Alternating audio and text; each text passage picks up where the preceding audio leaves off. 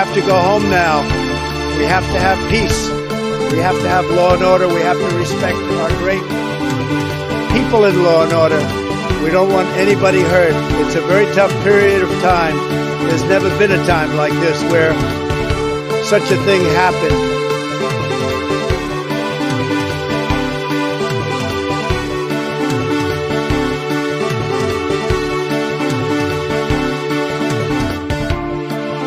That isn't what it meant. Well, what did it mean then? Explain. It meant that it's indicative of low-resolution thinking. But you have to go home now. We have to have peace. We have to have law and order. We have to respect our great people in law and order. We don't want anybody hurt. It's a very tough period of time. There's never been a time like this where such a thing happened.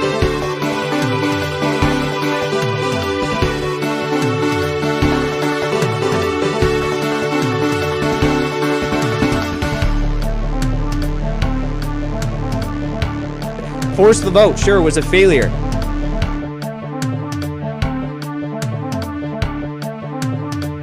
Go, Brandon, I agree.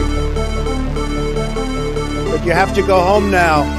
We have to have peace. We have to have law and order. In person, in my office, in Philadelphia. People in law and order. We don't want anybody hurt. It's a very tough period of time. There's never been a time like this where such a thing happened. They felt pretty comfortable after day 2.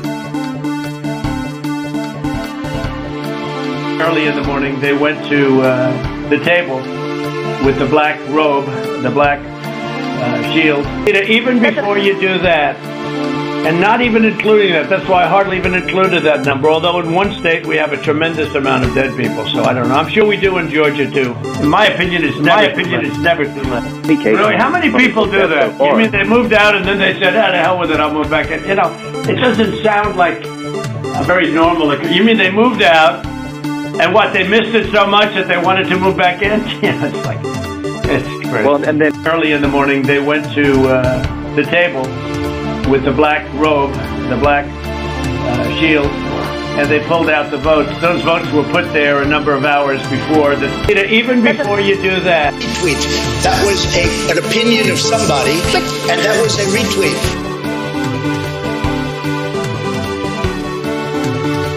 Really, how many people do that? You mean they moved out and then they said, ah, the hell with it, I'll move back in? You know, in my opinion, it's never too late. Little double sound deck. Running against the worst candidate in the history of presidential politics. Running against the worst candidate in the history of presidential politics. I'm going to say I lost to the worst candidate in the history of politics. I'm going to say I lost to the worst candidate in the history of politics. Running against. I'm not going to feel so good. I'm not going to feel so good. I'm not going to feel so good. I'm not going to feel so good. I'm not going to feel so good. I'm not going to feel so good. I'm not going to feel so good. I'm not going to feel so good. I'm not going to feel so good. I'm not going to feel so good. I'm not going to feel so good. Running against the worst candidate. I don't know. Running against the worst candidate. Not good. Imagine if I lose my whole life. What puts pressure on me? I'm going to say I lost to the worst candidate in the history. I'm going to say I lost to the worst candidate. I'm going to say I lost to the worst candidate. I'm going to say I lost to the worst candidate. I lost to the worst candidate. I lost to the worst candidate. I lost to the worst candidate. I lost to the worst candidate. I lost to the worst candidate. I lost to the worst candidate. I lost to the worst candidate in the history of politics. And I have a simple proposition. I'm not going to feel so good. I'm here to ask you for your help. Where I come from, running you don't get far unless you ask. My name's Joe Biden. I'm a Democratic candidate for the United States Senate. Could you imagine? And by the way, you know, my whole life? I learned about kids jumping on my lap. I lost to the worst candidate in the history of I learned about kids jumping on my lap. I learned about kids jumping on my lap. I learned about kids jumping on my lap. So I learned about roaches. So I learned about roaches. So I learned about roaches. So I learned about roaches. So I learned about roaches. Kids jumping on my lap. And I've loved kids jumping on my lap. And I've loved kids jumping on my lap. And I've loved kids jumping on my lap. And I've loved kids jumping on my lap. And I've loved kids jumping on my lap. Running against the worst candidate. I lost and I've loved kids jumping on my lap. Look, talk about education. Could you I imagine? propose that what we take is those very poor schools. I'm going to say I lost to the worst candidate in the history of. You know the chain, there used to be a chain that went, I'm not going to feel a chain that went maybe across I'll have to leave the the deep country. end. And you cut off the 6-foot length I of lost chain, to you the fold up worst and you walk candidate. out I lost with to that the chain. worst candidate. And I you walk lost to to the the car and worst say, you may candidate. cut me, I man, lost but I'm to going the to wrap worst this chain candidate. around your head. I lost to the worst I said, you're candidate. kidding me. I lost to the He worst said, no, if you candidate. don't I come lost back. to the He was worst. right. I lost to the So I worst. walked I out lost to with the the chain. worst. I lost to the worst. And I walked up to my car. I lost to the worst And candidate. those days, you used to remember the straight race, you'd bang them on the curb, get them rusty, put them in a rain barrel, get them rusty.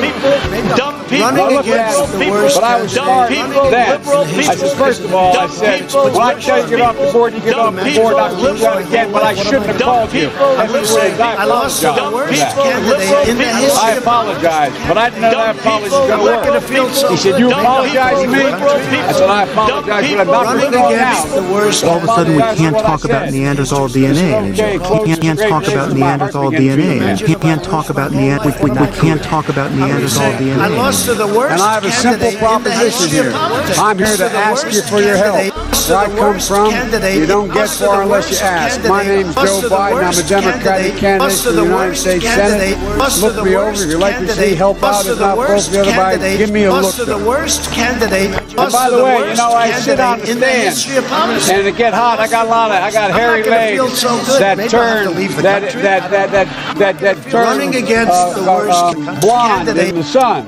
And the kids used to come up and reach in the pool and rub my leg down, so it was straight, and then watch the hair come back up again. They look at it. So I learned about roaches. I learned about kids jumping on my lap. And I've loved kids jumping on my lap. Maybe I'll have to leave the country. Maybe I'll have to leave. Talk about education. I propose that what we take is those very poor schools, the Title I schools, triple the amount of money we spend, from 15 to 45 billion a year. Give every single teacher a raise of equal raise to getting out to $60,000. Number two, make sure that we bring in to help the students, the teachers deal with the problems that come from home. The problems that come from home. We have one school psychologist for every 1,500 kids in America. It's crazy. The teachers are kind. I'm married to a teacher. My deceased wife is a teacher. They have every problem coming to them. We have to make sure that every single child does in fact have 3, 4, and 5-year-olds go to school. School, not daycare. School. We bring social workers into homes and parents to help them deal with how to raise their children. It's not that they don't want to help. They don't know quite what to do. Play the radio. Make sure the television. Make sure you have the record player on at night. I gotta go. Let me respond. There's a lot to respond to here. Let's get something straight. You shouldn't be disappointed. What I've done so far is more than anybody else has done this far. Okay? Number one. Number two, I mean what I say when I say it. I mean what I say when I say it. I mean what I say when I say it. I mean what I say when I say it. I'm the only person who's ever run. I'm going to say I lost to the worst candidate in the history of possibly win the election. I'm going to say I'm not going to feel so good. Maybe one was on restoring the soul of this country because of what I saw happen in Charlottesville. That was it. Running against go home now. Could you imagine We have to have the president's matter. We have to have I lost to the worst candidate in the People in law and order. We don't want anybody hurt. It's a very tough period of time. There's never been a time like this where such a thing happened. Hello, users, and welcome back to another episodic in... I don't know what that is, but I drank a lot of coffee, and I would even go as far as to say that I'm about to have a good breakfast. That's right, folks. Quest cookie time. Quest cookie time, folks. You ready for this? 1 year ago today, the insurrection occurred, and so I'm going to celebrate with a Quest cookie. This is the peanut butter chocolate chip flavor. Bada boom, folks. Look at this. You see this goddamn cookie? Look at this. It's falling the fuck apart. Mmm. Mmm. Mmm. I am interested in watching the Joe Biden J6 press conference. How long is it? I'm still not sponsored by Quest, unfortunately.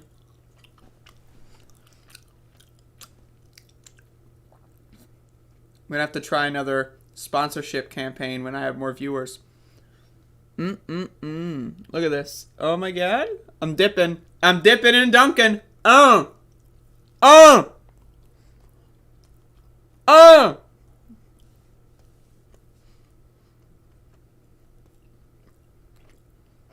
Look at this. There's coffee on the surface area. Look at that. The coffee is moving. Oh shit. Oh shit. Wait. It dripped into my mouth, folks. That's how I eat food. This is what I do here. This is what I do. I'm not a vegan. I'm a vegetarian, bud.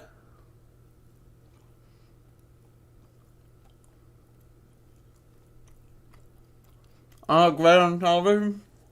All right. Can someone with a Twitter account DM me where I can watch the Joe Biden remarks?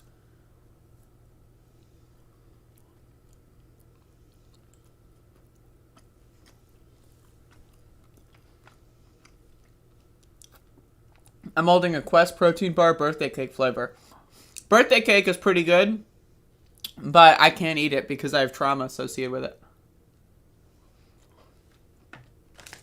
For those of you who don't know, Quest cookie.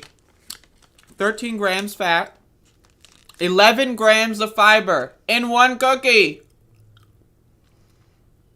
11 grams. That's crazy. 16 grams of protein, folks. This is healthier than most people's entire breakfast. Let's be honest with y'all. You're eating pancakes for breakfast, you fucking loser. I'm eating Quest cookies. We're not the same. I'm dipping and dunking. Oh yeah. The heat of the coffee is warming it up. Oh yeah.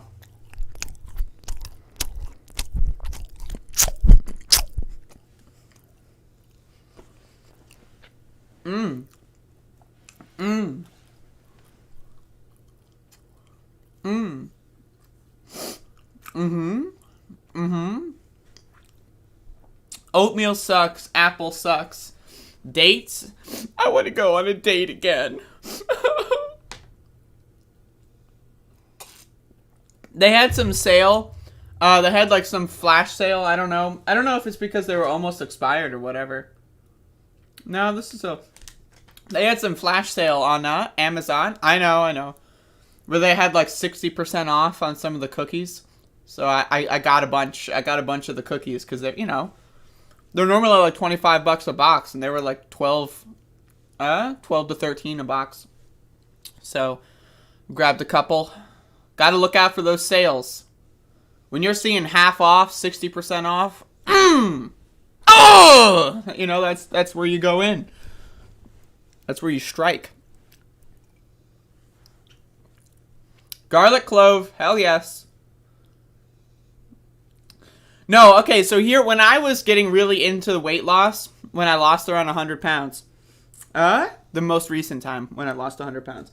So when I was getting really into weight loss, I had my external hard drive hooked up, folks. That's right, the January 6 tapes are being processed as we speak. Well, they, you know. But anyway, what I would do is I would have hot sauce, 3 eggs, I would have garlic cloves, like probably 2 or 3, and I'd have black coffee. So you've got the capsaicin and the hot sauce, and It goes into the eggs really well. You get that protein boost, right? You get the garlic cloves, right? So what I would do is I would like eat egg, garlic clove, egg, garlic clove, egg, garlic clove, end on the garlic clove, drink coffee in between. Your metabolism has never been as fast as my metabolism when I was doing that every day. God damn. I was like this. Look at me. You see me? That was me. I was like this. That was me. But now I'm eating Quest cookies, so we don't need eggs. Go vegan. I disagree when it comes to eggs, and I'm willing. I'm not anti-vegan. Obviously, I support veganism, but I'm pro egg. And until I hear an argument against, there now beside like I'm when I say pro egg, I mean like if we have chickens and they lay eggs, I will eat them, right? So I obviously do not support factory farming of chickens and all that shit. But that said, if you have chickens yourself and they lay eggs, I will eat those eggs. My main reasons for being a vegetarian are health related, secondarily moral quandaries. But as far as health is concerned, I think eggs are really good for you. And so that's why I'm pro egg. But I'm down to hear an argument against eggs when it comes to ethically sourced eggs. I don't think that there is a moral quandary with having chickens and raising chickens and then eating their eggs. I don't think that in fact, I don't think that there's anything wrong with that. How long did it take you to lose 100 pounds? Well, I've lost 100 pounds several times in my life. Eggs have a lot of cholesterol, and it is unhealthy. Even backyard eggs is unethical because of hatchery, osteoporosis for the hens. I'll have to look into it. But like, I'll have to look into that. I don't know about that. Cholesterol, I know for a fact that's not a problem. I looked into cholesterol. So I know that that's not a problem. But backyard eggs are unethical because of hatchery, osteoporosis. I mean, that's something, it depends, right? It depends on how you raise them. Like, if you have, like, a nice big backyard and they get to run around and whatever, what's the problem with that? But anyway, I eat fresh eggs. My daughter's vegan. My brother's vegan. My other brother's vegetarian. So I guess it trends in my family. I mean, I would say vegetarianism is the bare minimum. Like, eating meat, in my opinion, is disgusting. It's unhealthy. It's gross. And it's unethical. So my opinion is, if chickens are going to lay eggs and they're not going to hatch into chickens because they're not fertilized or whatever, they're either going to rot there or I get to eat them. That's my position on that. But anyway, what was I saying? How did I lose? Okay, so the first time I lost 100 pounds was when I was like 19 or 20. I've told this story many times, but I was born and raised on fast food and ice cream. That's the phraseology I like to use. And so, when I became an adult and I started like really caring about my health, because I had a lot of chronic health issues, a lot of them. And so my biggest was probably around 260 pounds. If you can imagine me being 260 pounds, I was pretty big. And I went, this was around when I was 20, because it took me about a year and a half. So when I was around 20 was when I was at the healthiest at that time. But then I went, I got addicted to losing weight and I became like a little bit anorexic. And so I went all the way down to like 129 pounds. From 260. So I was, and that was the last time I weighed myself. I probably went a little bit lower as well, but then I stopped weighing myself when I realized I couldn't like go up and down the stairs without having having a lot of problems. And so I went too far in the opposite direction. This is the classic yo-yo story. And then I went back in the other direction. I went back up to 230-ish. And then I decided I'm going to lose weight. That's when the pandemic started. And so I went down. The last time I haven't weighed myself in like 6 months because I think looking at your weight, I do tend to, if you do have mental illnesses like myself, I would say don't look at your weight. Just do what you know is going to make you lose weight and become healthier, and just stick with it, because the numbers rot your brain. And so, I went back up to around 230. I was like, I'm not going to do this. The lowest I weighed since then was like 148. So, but I don't, I don't look at that anymore. So.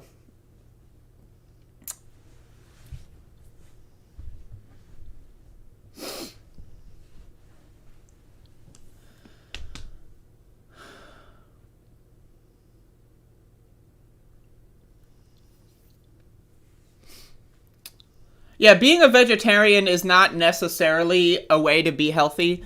In my opinion, one of the big reasons to be a vegetarian was a way to convince myself to cut out junk food and fast food altogether.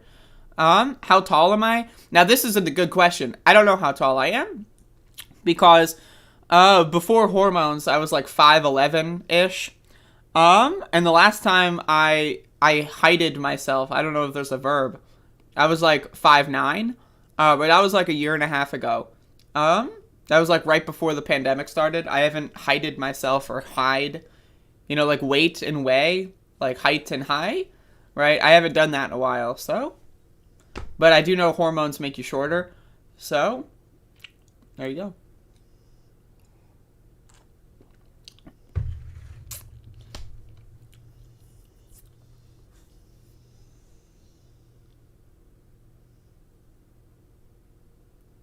Did I ever do keto? I did keto when I was still eating meat. When I started my weight loss journey, that was like the first thing I did, and then I shortly became vegetarian afterward.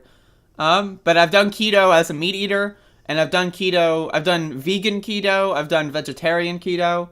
They don't make you shorter, they just stop you from growing taller. That is not true. They have made me shorter, and I know a lot of people that they've made shorter, even 27 to 30, that range, you lose height. Most animals are herbivores. I agree with that. I in my opinion, eating meat is just something like a happy accident, in the same way that humans are able to process alcohol, right?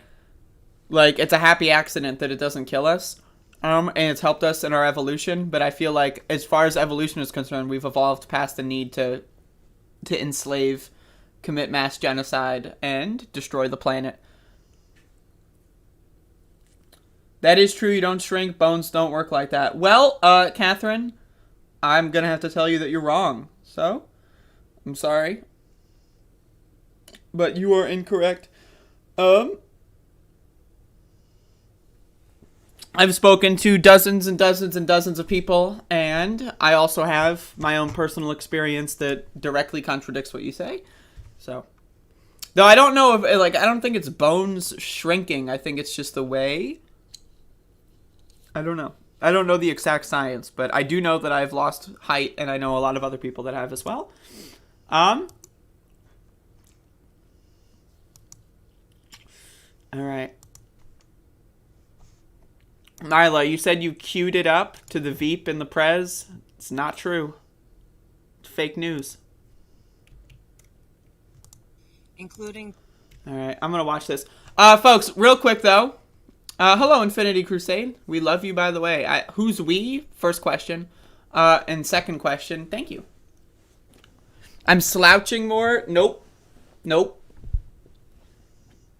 Nope. You naturally shrink over time. It's like a couple inches over a couple decades. Yes, that is also true.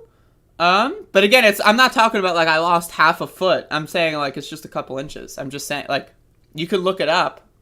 There's almost every person I've spoken to who's been on hormones for 4+ years has had that experience. So, and I'm going on year, I don't even know, 5? Whatever. Anyway, the January 6th tapes, folks, the tapes. Let me talk about this. I'm going to make a new segment for this. Okay. So the J6 tapes, folks. So this is my external hard drive where I store the tapes, all kinds of tapes. And so these are tapes on here. I know that this doesn't look like a tape, but there are tapes on there. And so what I'm doing is today I will be uploading the January 6th stream that I did last year on this day. I streamed from 10 a.m. to 2 a.m. And so, I'm going to be streaming that, but the problem is YouTube bans January 6th footage. I don't know why. It's a stupid fuck policy, so I cannot upload it to YouTube. And so what that means is I had to find an alternative video site. Now, an alternative video site that I use every day is called 3Speak. It is a decentralized, blockchain-based video site, Web3, all that stuff. I know a lot of people have an irrational hatred of cryptocurrency, so... but get over it because you're not a child. But anyway, so I'm going to be uploading that throughout the day over on 3Speak. And I will be posting the link on my Patreon page. And so if you'd like to gain access to the link, you can either find it yourself, which would require very little amounts of digging, or you can go to my Patreon and subscribe for just $1. And I will be uploading all of it, but it will be in 1 hour increments because YouTube is the only website I know of where you can upload like a 15-hour live stream and in 1 bit. So, and so I'll be uploading it in 1 hour increments on 3Speak over the course of the day. And so, and I will post the link on Patreon. So if you want to watch the original coverage of January 6th, uncensored, unredacted, unedited, go ahead and subscribe to the Patreon. Or just do a very, very low amount of research and you'll find where the videos are posted. But anyway, so I just wanted to talk about that. Again, a lot of people said that they found my stream on January 6th. They think that I did a good job streaming it. For those of you that don't know, what I did was I had 2 windows open. I had the window of the insurrection attempt itself, the riots outside, inside, and I had C-SPAN. And they were both playing at once. It was a picture-in-picture. And so I remember that moment where, like, you know, we're watching it happen for 3 hours or so, and then the rioters go from the outside streams onto C-SPAN because the C-SPAN cameras kept rolling. And so it was like, those toys that were in like the early 2000s, like the little blocks, the cubes or whatever, the cube people with the magnets on the side, and you put the magnets together and the cube people go from cube to cube, right? That was basically what happened on January 6th. So I had both picture-in-picture on C-SPAN and the riots outside. And again, that moment where they went from the one thing to the other one, that was crazy. But anyway, I'm uploading all of that unredacted, unedited, and if you want to watch it, subscribe to the Patreon, and you will have the link. So, throwing that out there. People say, like, now again, I didn't watch any other streams on January 6th, like, commentary streams. The only streams I watched were, like, on-the-ground streams. So a lot of people have told me that I was the best January 6th coverage that they've seen. And now, again, it's impossible to really verify that because everyone on YouTube's January 6th coverage was removed by YouTube because they're stupid. But anyway, so many people have said that my coverage was the best coverage to watch live. And so, it's like I'm going to throw that on the book jacket, many people are saying. But anyway, that's there if you want to watch it. But today is the 1-year anniversary since that stream. And so I want to watch the Joe Biden, Kamala Harris press conference that they did, and we'll see how bad it is, because I'm sure it's going to be a little cringy.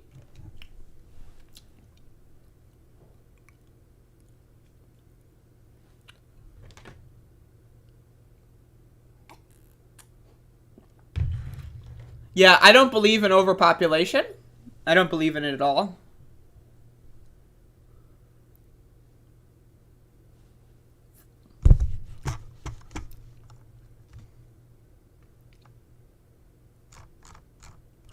Anyway, let's go back to this shrinking conversation.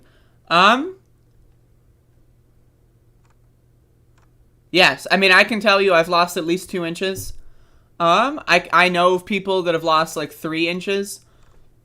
So, there you go. You can disbelieve in that, or you can come up with a coping mechanism to explain it, but either way, that does occur.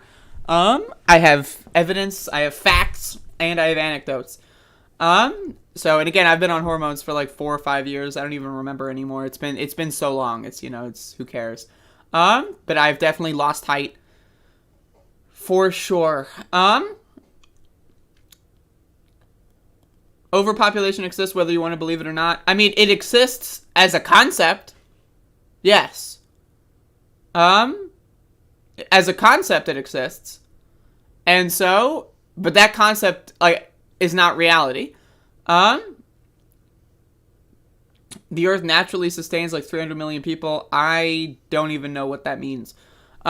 Agriculture can, I disagree. I completely disagree with that. I also don't know what the Earth naturally doing anything means. Like, as someone who's trying to get on HRT, any info you have, I appreciate. What do you mean by info? Like how to acquire? Or like the effects or whatever?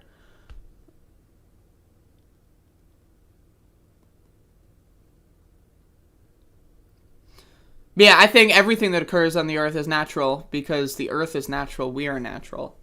But I think we could properly, like, let's scroll back the clock 100 years and then, like, time travel and fix the world and we can treat the world like SimCity.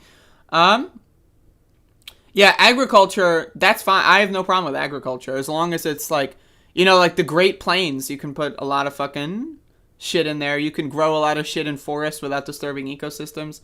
That kind of shit. And so, but like, the problem is like, humans are not, there's not too many humans, there's just too many stupid humans. That's the problem. Like, if we were to have done things intelligently, right, things would be great right now. But I mean, like, I don't want to get distracted talking about food. We'll do this maybe tomorrow, okay? Today's January 6th. Y'all are talking. I'm going to go on like an hour-long diatribe about fiber. But anyway, Kamala Harris and Joe Ass Biden, a.k.a. Brandon, also were doing a press conference to celebrate the 1-year anniversary of January 6th. And so, I've been told that it's cringy. That's all I know. This started airing about an hour ago, so I want to recap. I'll probably watch it at 1.5 speed. If that's too much for you, I apologize, but I don't want to sit here for that long, so please bear the fuck with me. But here is, I'm very interested to say, now, before this, I would like to say, let's assume that Joe Biden and the Democratic Party, who has Congress, who has the presidency right now, let's assume, right, their domestic agenda, horrible, disaster. It's a complete and utter nightmare, right? But, you know, they love to talk about January 6th. My problem with them talking about January 6th is they have not and refuse to hold Republicans accountable. 14th Amendment, Section 3 clearly states, if you give aid or comfort to those that engage in insurrection, you are banned from office both at a state level and a federal level. We know for a fact that a majority of the Republican Party did in fact give aid and comfort to those engaging in insurrection. Joe Biden, immediately upon taking office, said he wanted to work with Republicans. He wanted to work with a neo-Nazi terrorist organization that tried to destroy the American government. Right, so again, all of this shit is crocodile tears. All of this shit is garbage. I don't give a fuck what they say, because the actions speak louder than the words. They have not thrown Ted Cruz in jail. They have not thrown Josh Hawley in jail. They have not thrown Donald Trump in jail. They have not thrown Marjorie Taylor Greene, Lauren Boebert, and the rest of these Republican fucking scumbags in prison. Oh, what's the next excuse? Like, oh, well, they didn't know about the 14th Amendment. You're telling me the president and Nancy Pelosi and Chuck Schumer just don't know about the Constitution? That wouldn't surprise me. But guess what? Cori Bush, a Democratic congresswoman, did introduce a resolution to invoke the 14th Amendment, Section 3, and expel those members of Congress. And the Democratic Party leadership shot it down because they don't give a fuck about holding these people accountable. That's all I want to say before we start this. So fuck these motherfuckers, but let's see what they have to say anyway. Dates that instantly remind all who have lived through this. Fellow Americans, good morning. Certain dates echo throughout history, including dates that instantly remind all who have lived through them where they were and what they were doing when our democracy came under assault. Now again, I would like to remind you all that they have done nothing to hold these motherfuckers accountable. They have done nothing at all. So this is all crocodile tears. This is all, they're trying to do a nice little speech to get the liberals to go, oh my God. They have done nothing. Absolutely fucking nothing. Not only a place on our calendars, but a place in our collective memory. December 7th, 1941. September 11th, 2001. And January 6th, 2021. I mean, like, I'm sorry, like the World War II and the fucking 9/11 stuff, okay, I do agree that January 6th was worse than 9/11, and I'm willing to make that argument. I know there's a lot of people that overcorrect in the January 6th was no big deal category. I think they're fucking stupid. January 6th was probably one of the biggest political events in American history ever. I'm just saying, ever. This is a giant fucking disaster. And it's horrifying from a historical standpoint. It's horrifying to live through it. I think it is a giant, horrible, bad sign. And the fact that they have not held any of these people accountable is also a disaster, right? But a lot of people do get upset when you compare it to 9/11, because obviously a lot of people died on 9/11. But my main argument to say that January 6th is worse than 9/11 is that I'm going to echo Hassan Piker here. America deserved 9/11. Let's be honest, right? Let's be 100% about it, right? The federal government, the George W. Bush administration was fucking causing a bunch of shit, right? Especially, right, the last couple of administrations before that. The other Bush, Reagan, Clinton, they've been doing a lot of shit in the Middle East. They fucked around and then they found out. And the George W. Bush administration probably could have stopped 9/11 from happening, but they just didn't take it seriously, right? And then also, I'm just saying, if we're talking about singular events, right, in the past leading up to the present, now I do think the reaction to 9/11 was significantly worse than the reaction to January 6th. I'm just saying it, right? Yes, what happened after 9/11 and the excuse that 9/11 gave the Bush administration and Congress to strip away a lot of civil liberties and freedoms, that is definitely worse than what happened after January 6th. But people, in my opinion, if we're talking about singular events and how those events happened and what led up to them in the event itself, I do think January 6th was worse than 9/11. That's my opinion. But yeah. On that day, I was not only Vice President-elect, I was also a United States Senator. And I was here at the Capitol that morning at a classified hearing with fellow members of the Senate Intelligence Committee. Hours later, the gates of the Capitol were breached. I had left, but my thoughts immediately turned not only to my colleagues, but to my staff, who had been forced to seek refuge in our office, converting filing cabinets into barricades. What the extremists who roamed these halls targeted was not only the lives of elected leaders. This is a good comment from Haas Boss Man. Not breaking any new ground here, but I'm pretty convinced Jan 6 will be a footnote in a string of much more severe but similar events 10 to 15 years from now. That's exactly what I'm saying. And that's why I think that this whole bullshit, my staffers almost died. Yes, they did. My staffers almost died. And I'm going to go in the vice president's office and do nothing about it. Bro, I'm telling you, if anyone in my family was almost murdered by a bunch of lunatics, you know what I wouldn't do? Nothing. I wouldn't the lunatics left. All right, back to normal. I wouldn't do that. I would fucking figure out what the fuck's going on, and I would hold those lunatics accountable. That's just me. So the idea, my staffers were in the goddamn office and they almost died, and that's why I've done nothing about it or holding any of them accountable. Again, it's so ridiculous that they're going to go up here and they're going to tell us January 6th was the biggest thing that ever happened ever, which I do agree with in a lot of ways. I do agree with this sense of urgency, but you know what I would do if I were in Congress? If I were the vice fucking president or the president of the goddamn United States, I wouldn't take office and immediately say, well, let's work with Republicans. We gotta do bipartisanship. You remember Nancy Pelosi? We need a strong Republican Party. Joe Biden, we gotta work with our Kyle across the aisle. That's what I wouldn't do. That is the list on the top 10 dumbest fuck shit fuck motherfuck decisions of all time. Is, oh, they tried to destroy the United States government and kill me and my colleagues in my party? Well, that's great. You want to fucking go get some drinks and talk about the biff? Like, what? What? Are you fucking joking?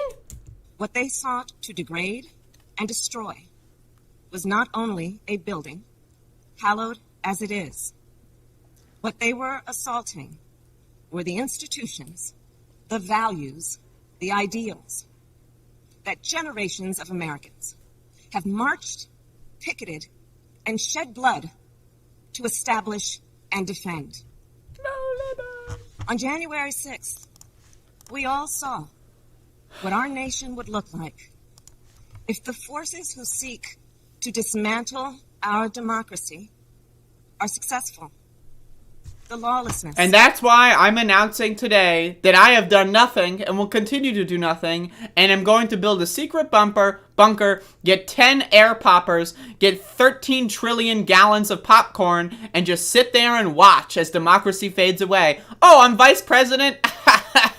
Just kidding. I'm nothing. I will do nothing. I refuse to do anything at all because I'm a loser, I'm a moron, and I'm going to go down in history as one of the biggest scumbags in the world who had power to stop these motherfuckers and chose not to. That's what's happening here. Again, I'm sorry, but I can't listen. If they would have done over the last year, if it's like a situation, right, where we've only got like a Senate that has like fucking 30 members, like, you know, let's just say like 30 members that have been expelled. We have like a Congress that only has like, you know, I don't know, like, let's just say in my opinion, you have grounds to expel any member of the Senate or Congress in general that voted against the certification of the election. That is a very clear through line, right? They gave aid and comfort to those seeking to destroy U.S. democracy, right? So, in my opinion, you should get rid of them. And that amounts to about 30 senators. That amounts to, like, most of the Republican Party. I think there was only, like, 10, maybe 15 Republicans that didn't vote for that, right? Get rid of them all. Get rid of them all. You know what you could have done? Gotten rid of them. Passed the fucking Build Back Better, the $7 trillion version. You could have done a sweeping, huge, amazing domestic agenda, but they didn't want to do that because they value bipartisan gridlock as more valuable than holding these motherfuckers accountable. And that's my problem with this. They will tell you, oh, this is such a big deal, so let's do nothing. Well, I'm telling you, yeah, this is a huge fucking deal, so how about you do something fucking about it? I know I keep saying the same thing, but it's so fucking frustrating watching them just fucking fumble this. The violence. The chaos. What was at stake then and now is the right to have our future decided the way the Constitution prescribes it. Oh, the Constitution. You know, the very same Constitution that has a 14th Amendment, that very same amendment to the Constitution has a third section that says those who engage in giving aid or comfort to those who engage in insurrection are expelled from federal office and are banned from ever holding it again. Oh, I love when they mention the Constitution as, oh yes, the Constitution, oh yes, but then they ignore the most important facts of it. By we, the people, all the people. We cannot let our future be decided by those bent on silencing our voices. So how about you hold them accountable and do something? Maybe? You ever think about it? Overturning our votes and peddling lies and misinformation by some radical faction that may be newly resurgent, but whose roots run old and deep. When I meet with young people, they often ask about the state of our democracy, about January 6th. And what I tell them is January 6th reflects the dual nature of democracy, its fragility and its strength. You see, the strength of democracy is the rule of law. The strength of democracy is the principle that everyone should be treated equally, that elections should be free and fair, that corruption... Speaking of which... reminder that most of the states in this country have passed voter restriction laws that have made it more difficult for people to vote, which disproportionately impacts people of color, minorities, people that have a lot of, you know, they can't take time off on election day. So again, even at the most basic level, they haven't done anything to secure the right to vote. They don't give a fuck. This is just a fucking show for them. They're just giving their little speech, and then they're gonna go and fucking jerk off in the fucking Naval Observatory or whatever the fuck. These people don't care at all. They're lying to you. Should be given no warning. And again, I just want to be very clear that obviously, that doesn't mean to vote for Republicans. If anyone interprets what I'm saying as to vote for Republicans, you're a fucking moron. You are dumb. The problem is Republicans are fucking crazy and they want to kill us all. And Democrats are like, oh, that's cool. Well, we're just going to sit here and read a magazine. That's the problem, right? And I'm not saying you should vote for a third party either, because that's also fucking stupid, because third parties have no power. They will never have any power in this country. Okay, so I want to be very clear about that, because I know there's a lot of dumb fuck motherfuckers around that think that, oh, well, Democrats are bad, so I won't vote, or I'm going to vote third party, blah, blah, blah. You're a fucking moron. You're a fucking shit of a fucking son of a bitch, okay? I don't even know what to tell you. You're dumb as hell. That being said, yes, we should criticize Democrats, run in primaries, beat their bitch asses, and get better people in office. That's the solution here when it comes to the governmental apparatus. So I'm just throwing that out there real quick. The strength of democracy is that it empowers the people. And the fragility of democracy is this, that if we are not vigilant, if we do not defend it, democracy simply will not stand. Well, that's a good point, actually. So how about you defend it? How about, I don't know, the Democratic Party stops saying, we need a strong Republican Party, as we do. How about that? How about Nancy Pelosi stops going up there and praises Republicans? How about Chuck Schumer stops going up there and praises Republicans? How about Joe Biden stops saying, oh, the fever will break? Fever hasn't broken. It's gotten a lot worse. I think these motherfuckers got COVID. The fever's through the roof. It will falter and fail. The violent assault that took place here, the very fact of how close we came to an election overturned. And the very fact that we have done nothing about it. Also, shout out to that janitor in the background. This motherfucker is doing God's work. That reflects the fragility of democracy. Yet, the resolve I saw... Could you imagine being that janitor in the background and then like later on going like, yo, look, you see that Kamala Harris speech? Yeah, I was there. And it's like, wait a sec. Yep, that's me in the back. That would be me. I would do that. If I were in the background for one of these, I would never shut up about it. And our elected leaders, when I returned to the Senate chamber that night, their resolve not to yield, but to certify the election, their loyalty, not to party or person, but to the Constitution of the United States, that reflects the Constitution. Oh, you mean the one that has a 14th Amendment Section 3 that says if you give aid or comfort to those engaging in insurrection, you are banned from office? Oh, wait, no, not that Constitution. That's the fake Constitution. That's the wrong one. My bad. Strength. And so, of course, does the heroism of the Capitol Police, the D.C. Metropolitan Police Department, the National Guard, and other law enforcement officers who answered the call that day. Oh, you mean like the National Guard, which wasn't allowed to be there for like the first couple of hours? The cops who let them in? This whole bullshit narrative, oh, the cops defended democracy. No, they fucking didn't. No, they fucking didn't. I've got an idea for you. Think about this. This is a thought experiment. So get your hands in this position, right, and look into the sky or close your eyes and think about this. Imagine if, instead of a Stop the Steal rally, it was a Black Lives Matter rally. Would the cops have opened the doors for them? No. Would the cops have shot them on sight? Yes. If these people that tried to storm the Capitol were black, they would have all been murdered en masse, right? They would have been a fucking giant massacre, right? But guess what? They were white, fucking crazy lunatic Trump Republicans, and the cops opened the barricades, they opened the doors, and they let them in. So no, fuck the cops, fuck the National Guard, fuck the Sergeant at Arms, and fuck this goddamn country.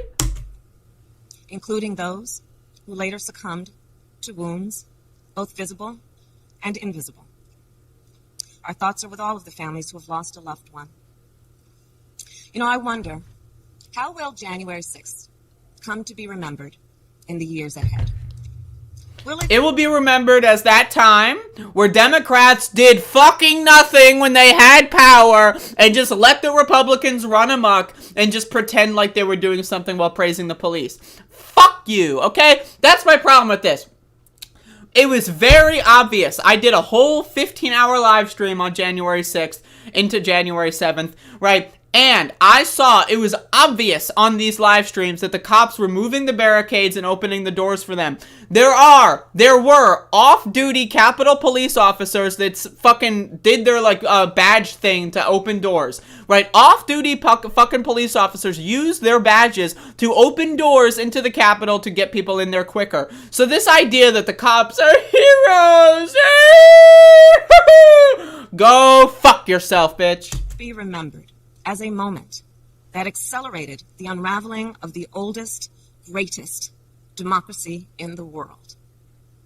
Or the oldest and greatest democracy in the world. I mean, that's my problem with this. Like, let's just be honest, right? You can't say that January 6th is a big deal and then also say America's the oldest and greatest it's the oldest democracy? What? Are you fucking joking? When this democracy, so-called, started, black people were property. How can it be an oldest democracy ever if black people were fucking property when the fucking country was started? How does that... The oldest democracy in the world? Are you joking? Is that a fucking joke? Oh, well, the country started in 1776, and I think we're a democracy now, so that means it's the oldest democracy, because it's, you know, No, we're still not a democracy. We're a fucking constitutional republic. But you don't know that because you're a dumb fuck motherfucker. Someone's vote in Michigan has more weight than someone's vote in New York. Someone's vote in North Carolina has more weight than someone's vote in Alabama. That's not a democracy. How is that a fucking democracy? That's not a fucking democracy. Are you fucking joking? If you've been to jail too many times, you can't vote. How is that a fucking democracy? What the fuck are these people talking about? This isn't a democracy. It never was a democracy. It never will be a democracy if these fucking lunatics continue to do fucking nothing. A moment when we decided... By the way, folks, I just want to say I've had a lot of coffee. This is my second elephant today, so... secure and strengthen our democracy for generations to come. No. The American spirit is being tested. The answer to whether we will meet that test resides where it always has resided in our country, with you, the people. And the work ahead will not be easy.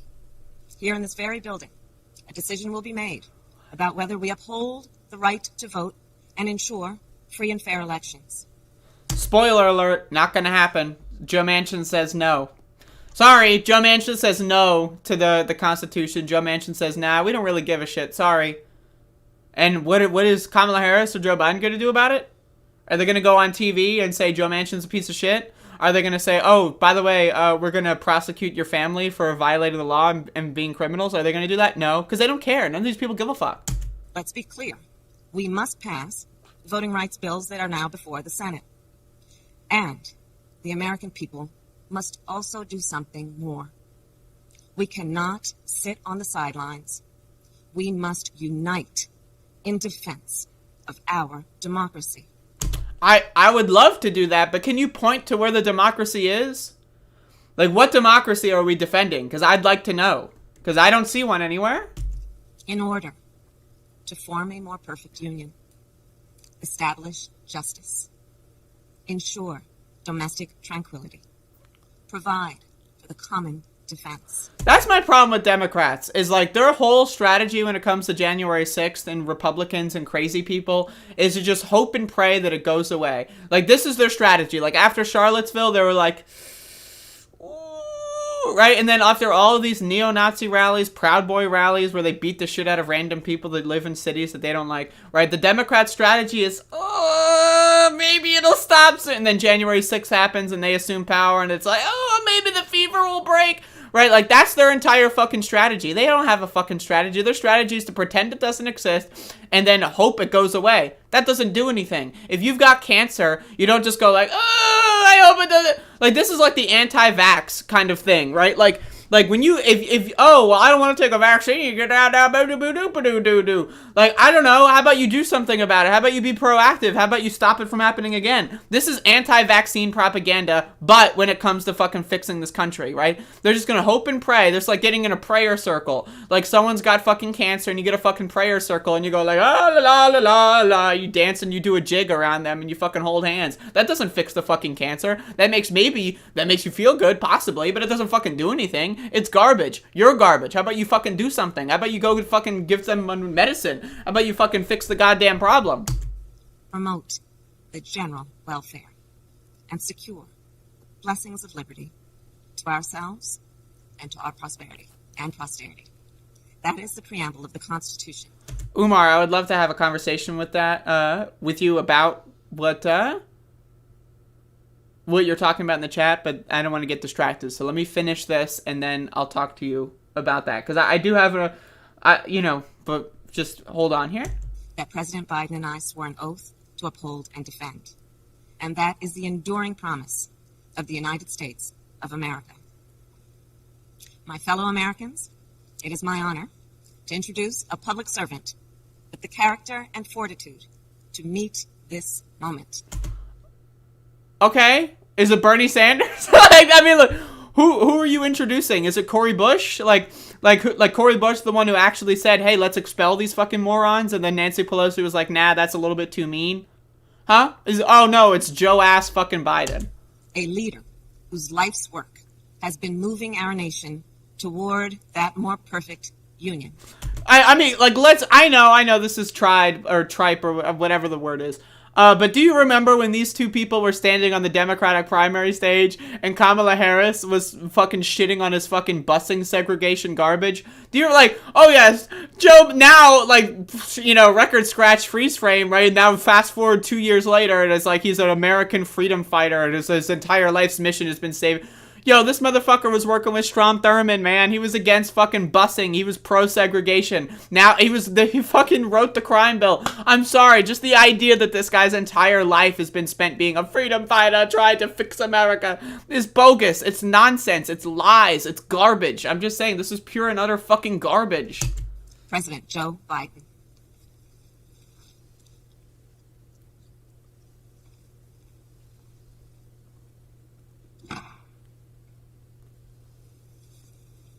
Madam Vice President. Where the fuck is she going, by the way? Like, she's just like, I gotta go fucking, where? Don't you want to, stand behind him or something? Don't you want to, be in the background? She's just leaving. Fellow Americans. There she is. Never mind. She's there. State the obvious. Oh, never mind. She's going now. She turned around. She's like, did he make it to the podium? Did he pass out? All right, my work is done. 1 year ago today, in this sacred place, the fucking sacred place. That's another reason why I can't take these motherfuckers seriously. Right? Again, January 6th was bad. Them trying to destroy the American government is bad. That doesn't make the the sacred place of America. What? Democracy was attacked. Simply attacked. The will of the people was under assault. The Constitution, our Constitution, faced the gravest of threats. Faced. Past tense. Not faces, because they're gonna fucking try it again. No, it's faced. Past tense. Yeah, that happened. We solved it. We're good. No, you didn't fix any of the problems. You arrested a couple of jackasses, a couple hundred jackasses, as if there's not millions of fucking far-right, lunatic, gun-toting, motherfuck, dumbfuck, cocksuck, motherfuck Republicans that are willing to take their goddamn place on January 6, 2025. Oh, yeah, well, we threw a couple of them in jail, so problem solved. Trump's still out there doing his shit. Rudy Giuliani's still out there doing his shit. Mo Brooks still doing that shit. Fucking Josh Hawley's still fucking doing that shit. Tom Cotton's still doing it. Ted Cruz. Oh, but we threw a fucking weirdo vegan shaman in jail. So problem solved, throw away the key, we're good. That's not how it fucking works. I'm sorry. You can't say, oh, the Constitution is so important. Yes, it is. And then not do anything about fucking defending it. I'm sorry. Right? You didn't. Outnumbered in the face of a brutal attack, the Capitol Police, the D.C. Metropolitan Police Department. Let the motherfuckers in. They opened the doors, they moved the barricades, and let the motherfuckers in. The National Guard was delayed by 3 hours. Well, imagine a world where the National Guard actually gave a fuck about American democracy and said, oh, you're telling us not to move in? How about we just move in anyway because we disagree? But no, they're just following orders. Yes, they are. They're following orders. Yeah, their order was to stand back and stand by just like the fucking Proud Boys. That were their orders, and they followed them to a T. The cops followed their orders. They let the motherfuckers in. So this idea that the National Guard and the police did all they could to defend, no, they didn't. There were a couple cops that tried a little bit, maybe, right? Like that one guy, like it was like Eugene or whatever the fuck. He tried a little bit, maybe, right? But most of the cops just like fucking took their uniform off and just joined the fucking parade. Most of the cops let the fucking motherfuckers in. They opened the goddamn doors. Let's be honest about this, okay? The police are not your friend. They're garbage. They're shit on my shoes. The National Guard and other brave law enforcement officials saved the rule of law. No, they didn't. No, they fucking didn't. They didn't do jack fucking shit. And also saved, past tense, saved. Look at what's going on in these Republican fucking state legislatures. State legislatures. I know, I'm drinking a lot of coffee, so I'm all hyped up. But again, they're passing these fucking epic fucking voting restrictions, right? The next election is going to be significant. Look at gerrymandering after the 2020 census, which was already brutalized by the Trump administration, destroyed the fucking census, so I don't even think it's an accurate count of things, right? But again, look at the gerrymandering going on, look at the fucking state legislators passing these voting restriction laws, right? The saved in past tense. This is fantasy. These motherfuckers are living in a fantasy world. They're watching like fucking like a show on TV, like Scandal or House of Cards. They're having fun thinking like watching West Wing or something. This is the real fucking world, jackass. How about you get with the fucking times? Our democracy held. We, the people, endured. We, the people, prevailed. No! No! This is like you have a heart attack and you survive the first heart attack, but then you don't get any fucking surgeries to help your heart, like, fucking heal or whatever, you know? You don't, like that. This is like, oh, you passed out from liver failure from drinking too much, but you didn't die yet. Your liver's still hanging on, and then you crack open another cold one. That's what this fucking shit is like. It's not fucking, like, it's learning no lessons at all, and then pretending like, oh, well, I'm fine. I woke up, I woke up from my fucking pile of puke in the fucking bathroom, so therefore, I guess I'm fine. Let's crack open another one. For the first time in our history, a president had not just lost an election, he tried to prevent the peaceful transfer of power as a violent mob reached the Capitol. But they failed. They failed. And this failed in past tense. No. They were testing out what would happen, and they made a few mistakes, and all the people who coordinated all of this are still there, still plotting for the next one. They didn't fail. They didn't actually, that didn't happen. This is fantasy. This is historical revisionism. The people that quote-unquote failed are still out there, and they're still planning for a round two. Day of remembrance, we must make sure that such attack never happens again. You know the way to make sure that would happen? By holding these motherfuckers accountable. But guess what? You're not going to do that because you're a little shit pile fuckface motherfucker. You're not going to support the 14th Amendment Section 3 invocation to ban most of the Republican members of Congress because you're a little fucking loser. You, Nancy Pelosi, and Chuck Schumer need a strong Republican Party because who else are you going to blame when you can't pass the Build Back Better plan? Right? Like, this is just a bunch of fucking nonsense. I'm speaking to you today from Statuary Hall in the United States Capitol. Who cares? This is where the House of Representatives met for 50 years in the decades leading up to the Civil War. This is on this floor. It's where young Congressman of Illinois, Abraham Lincoln, sat at desk 191. Above him, above us, over that door leading into the rotunda, is a sculpture depicting Cleo, the muse of history. In her hands, an open book, in which she records the events taking place in this chamber below. Cleo stood watch over this hall 1 year ago today, as she has for more than 200 years. Like, this is like if I'm like fucking on like a mushroom adventure and I'm like looking at like art and like the art, like the character in the portrait is like talking to me. Like, what the fuck is this guy talking about? Like, what is... The fucking statue is writing down and protecting it. What the fuck are you... Like, who greenlit this story? Like, who cares? Years. She recorded what took place. The real history. The real facts. The real truth. The facts and the truth that Vice President Harris just shared. And that you and I and the whole world saw with our own eyes.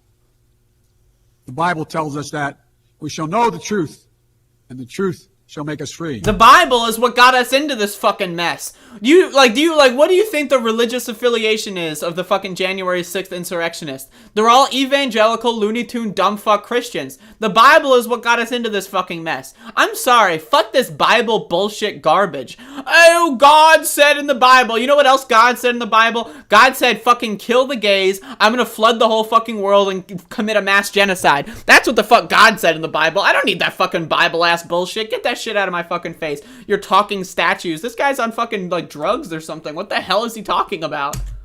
We shall know the truth. Not me. Sounds like he's bullshitting a high school essay. No content. Yeah, it's the facts and the truth. This is like when you fucking argue with a fucking right-winger about, like trans people or something. They always cite facts, truth, logic, science. It's like, but oh, can you explain any of that? No. Like, this is like, oh, it's the facts. It's the truth. It's the facts. This is like talking to an Alex Jones person. Oh, don't you know about the facts? Like, what the fuck are you talking about, dude? Talk about facts 1 minute, the Bible the next minute. What the hell are you fucking, like, what is this guy on? Is he on drugs?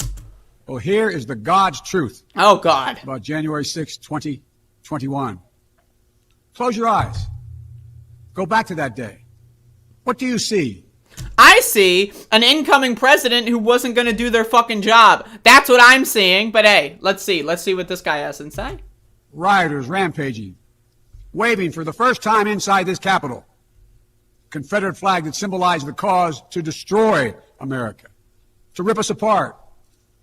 Even during the Civil War, that never, ever happened. But it happened here in 2021. Shouldn't that tell you that maybe this isn't going to stop by itself? Think about that. The Civil War lasted what, like 4 or 5 years, right? Like, okay, so, and they didn't manage to breach the U.S. Capitol with their flags. So the idea that they did in 2021, wouldn't that maybe make you think, actually maybe this is a problem. Last time people were flying this flag, there was a multiple year-long war that killed more people on American soil than at any time previous and for most of American history. Maybe we should do something more about this? Nah, let's just pretend, like, let's just declare victory and pretend that nothing's wrong. How about that? Let's just, but let's also reference the Bible. Oh yes, the Bible, yes. What else do you see? A mob breaking windows, kicking in doors, breaching, and cops opening the doors for them. The Capitol. American flags on poles being used as weapons, as spears. Fire extinguishers being thrown at the heads of police officers. A crowd that professes their love for law enforcement assaulted those police officers, dragged them, sprayed them, stomped on them. Over 140 police officers were injured. We all heard the police officers who were there that day testify to what happened. One officer called it, quote, a medieval battle, and that he was more afraid that day than he was fighting the war in Iraq. They've repeatedly asked since that day, how dare anyone diminish, belittle, or deny the hell they were put through. We saw with our own eyes.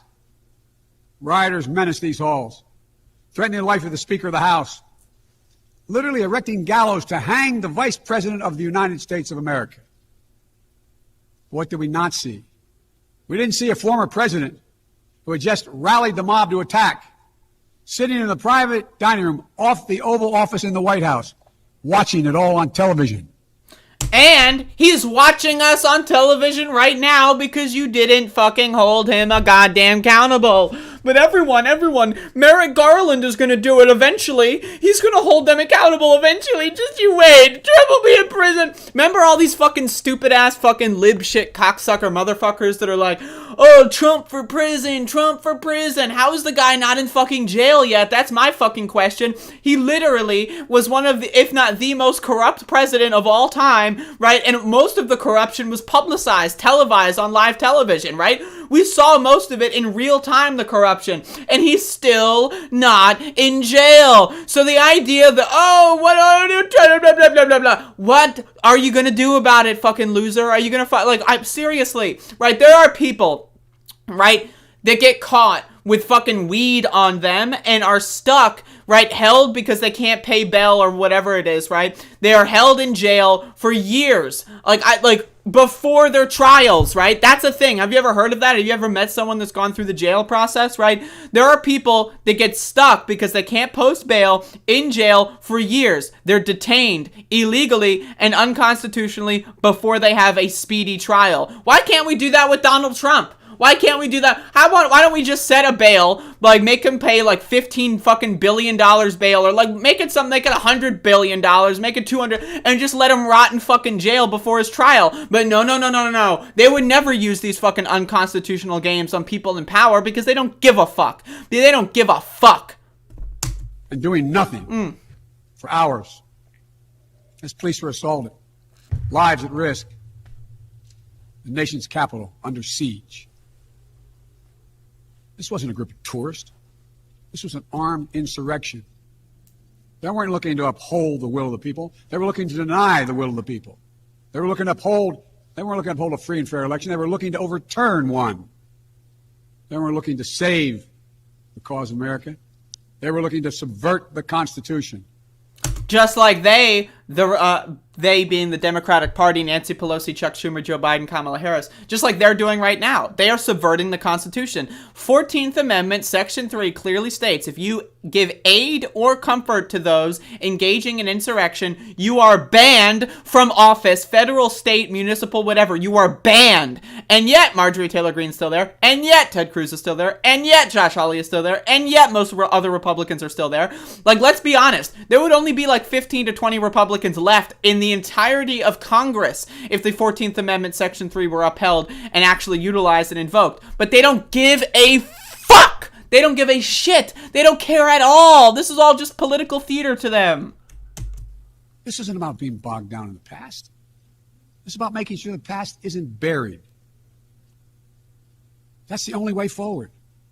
That's what great nations do. They don't bury the truth. They face up to it. Sounds like hyperbole, but that's the truth. They face up to it. What? We are a great nation. My fellow Americans, in life there's truth, and tragically there are lies. Lies conceived and spread for profit and power. We must be absolutely clear about what is true and what is a lie. And here's the truth.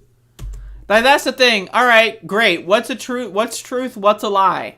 You know what's a lie? The fact that you're doing anything about holding these people accountable. You know what's truth? The fact that there's a 14th Amendment to the U.S. Constitution that was written after the Civil War to prevent this kind of stuff from ever happening again, and you just didn't care. You don't give a fuck. You don't care. That's the truth. The former President of the United States of America has created and spread a web of lies about the 2020 election.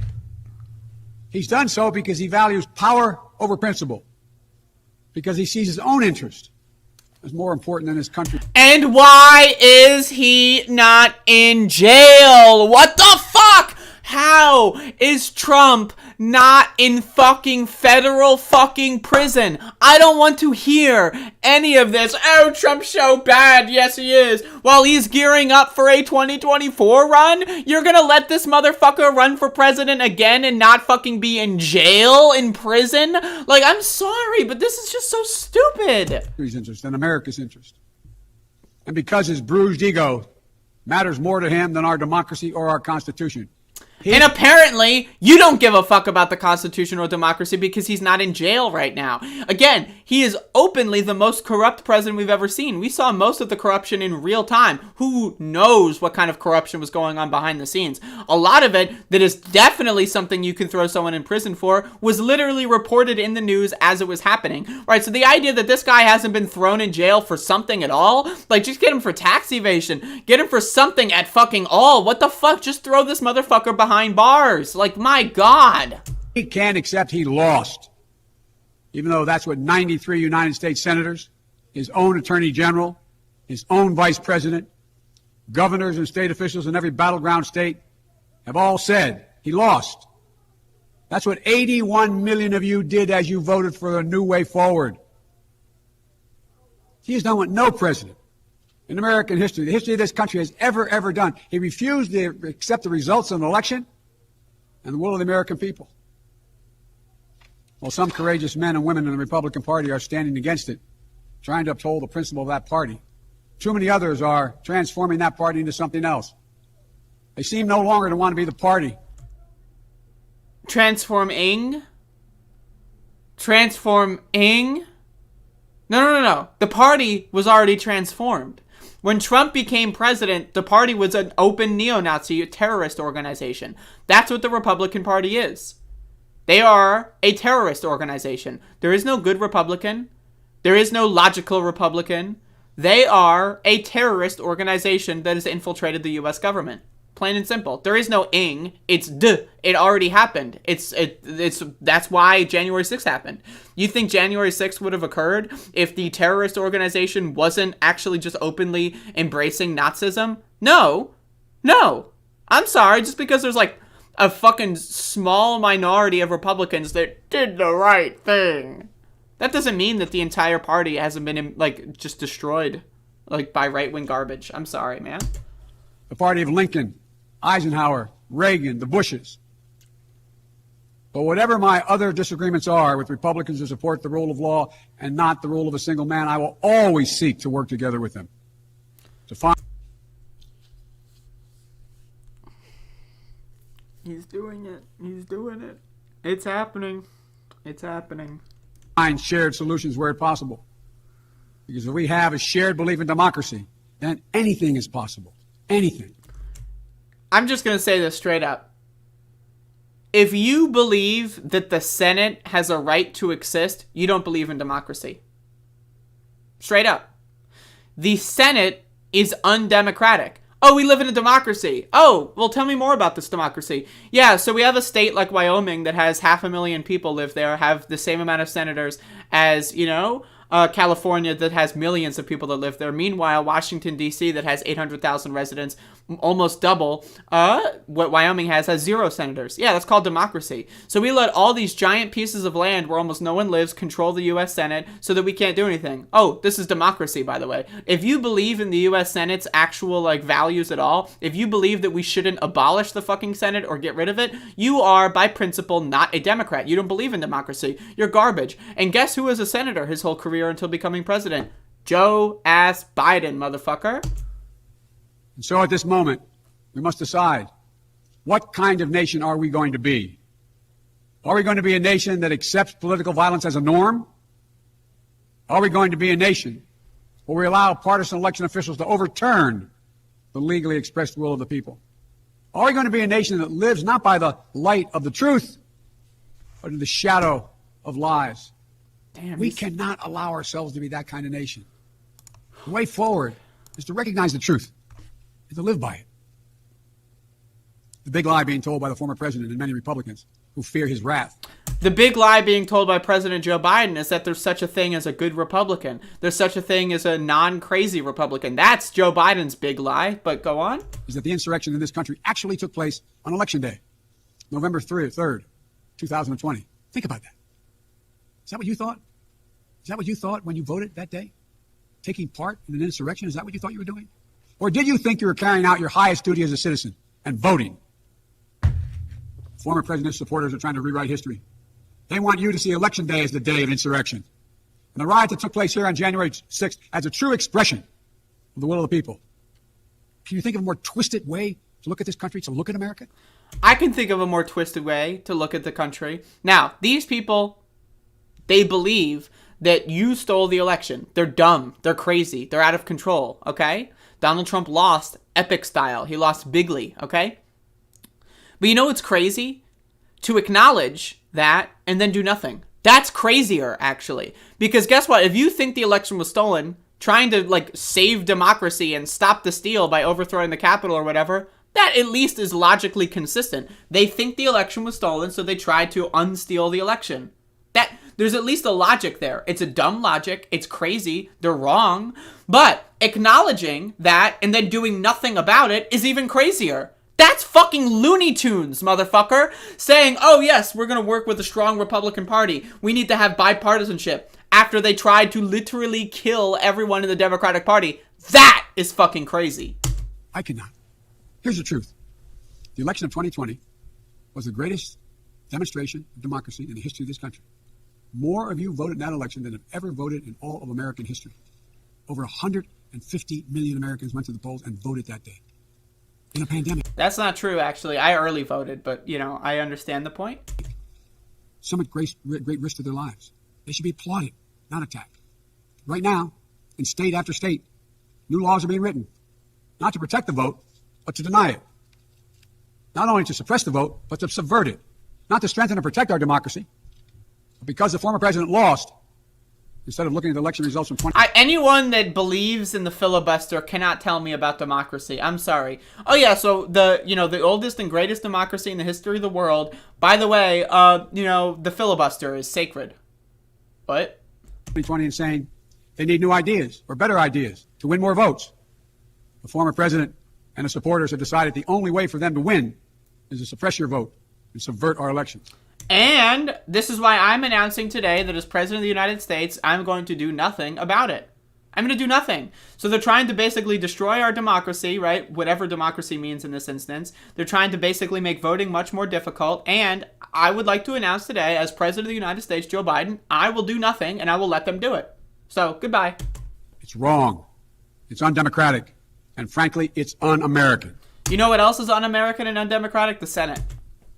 The second big lie being told by the former president and his supporters is that the results of the election of 2020 can't be trusted. The truth is that no election in American history has been more closely scrutinized or more carefully counted. Every legal challenge questioning the results in every court in this country that could have been made was made and was rejected. Often rejected by Republican-appointed judges, including judges appointed by the former president himself, from state courts to the United States Supreme Court. Recounts were undertaken in state after state. Georgia counted its results 3 times with 1 recount by hand. Phony partisan audits were undertaken long after the election in several states. None changed the results. And in some of them, the irony is the margin of victory actually grew slightly. So let's speak plainly about what happened in 2020.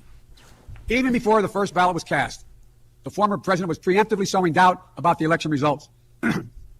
He built his lie over months. Wasn't based on any facts.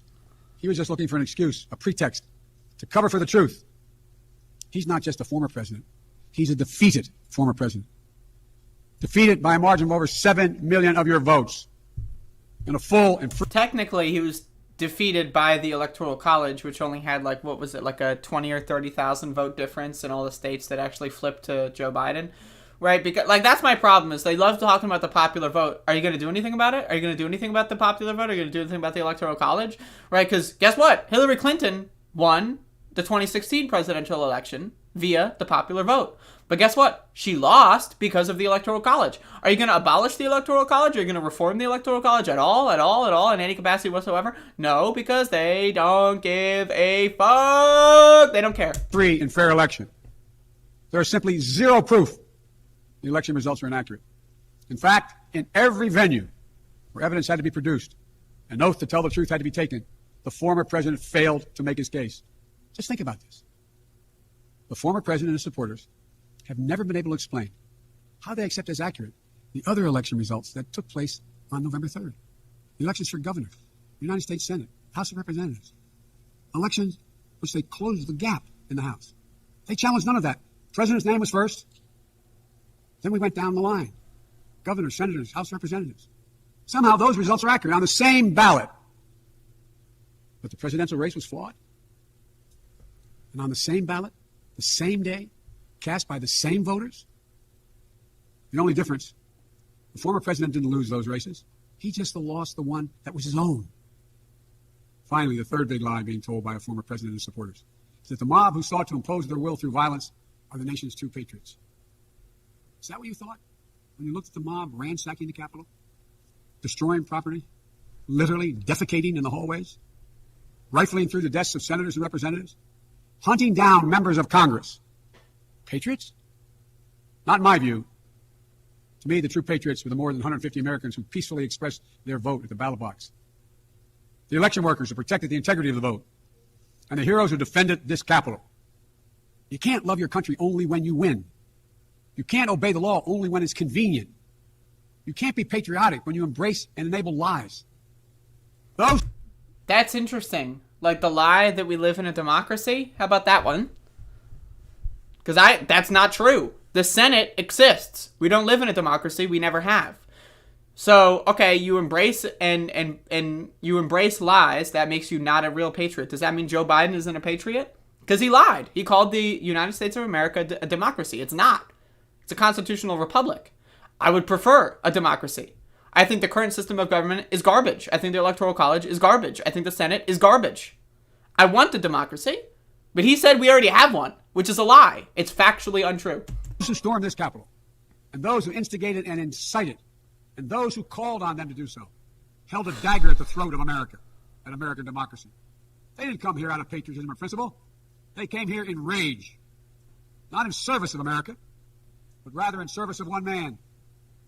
Those who incited the mob, the real plotters who were desperate to deny the certification of this election and defy the will of the voters.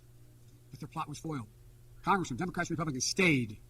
Senators, representatives, staff, they finished their work the Constitution demanded. They honored their... They finished the work the Constitution demanded. Oh, like invoking the 14th Amendment?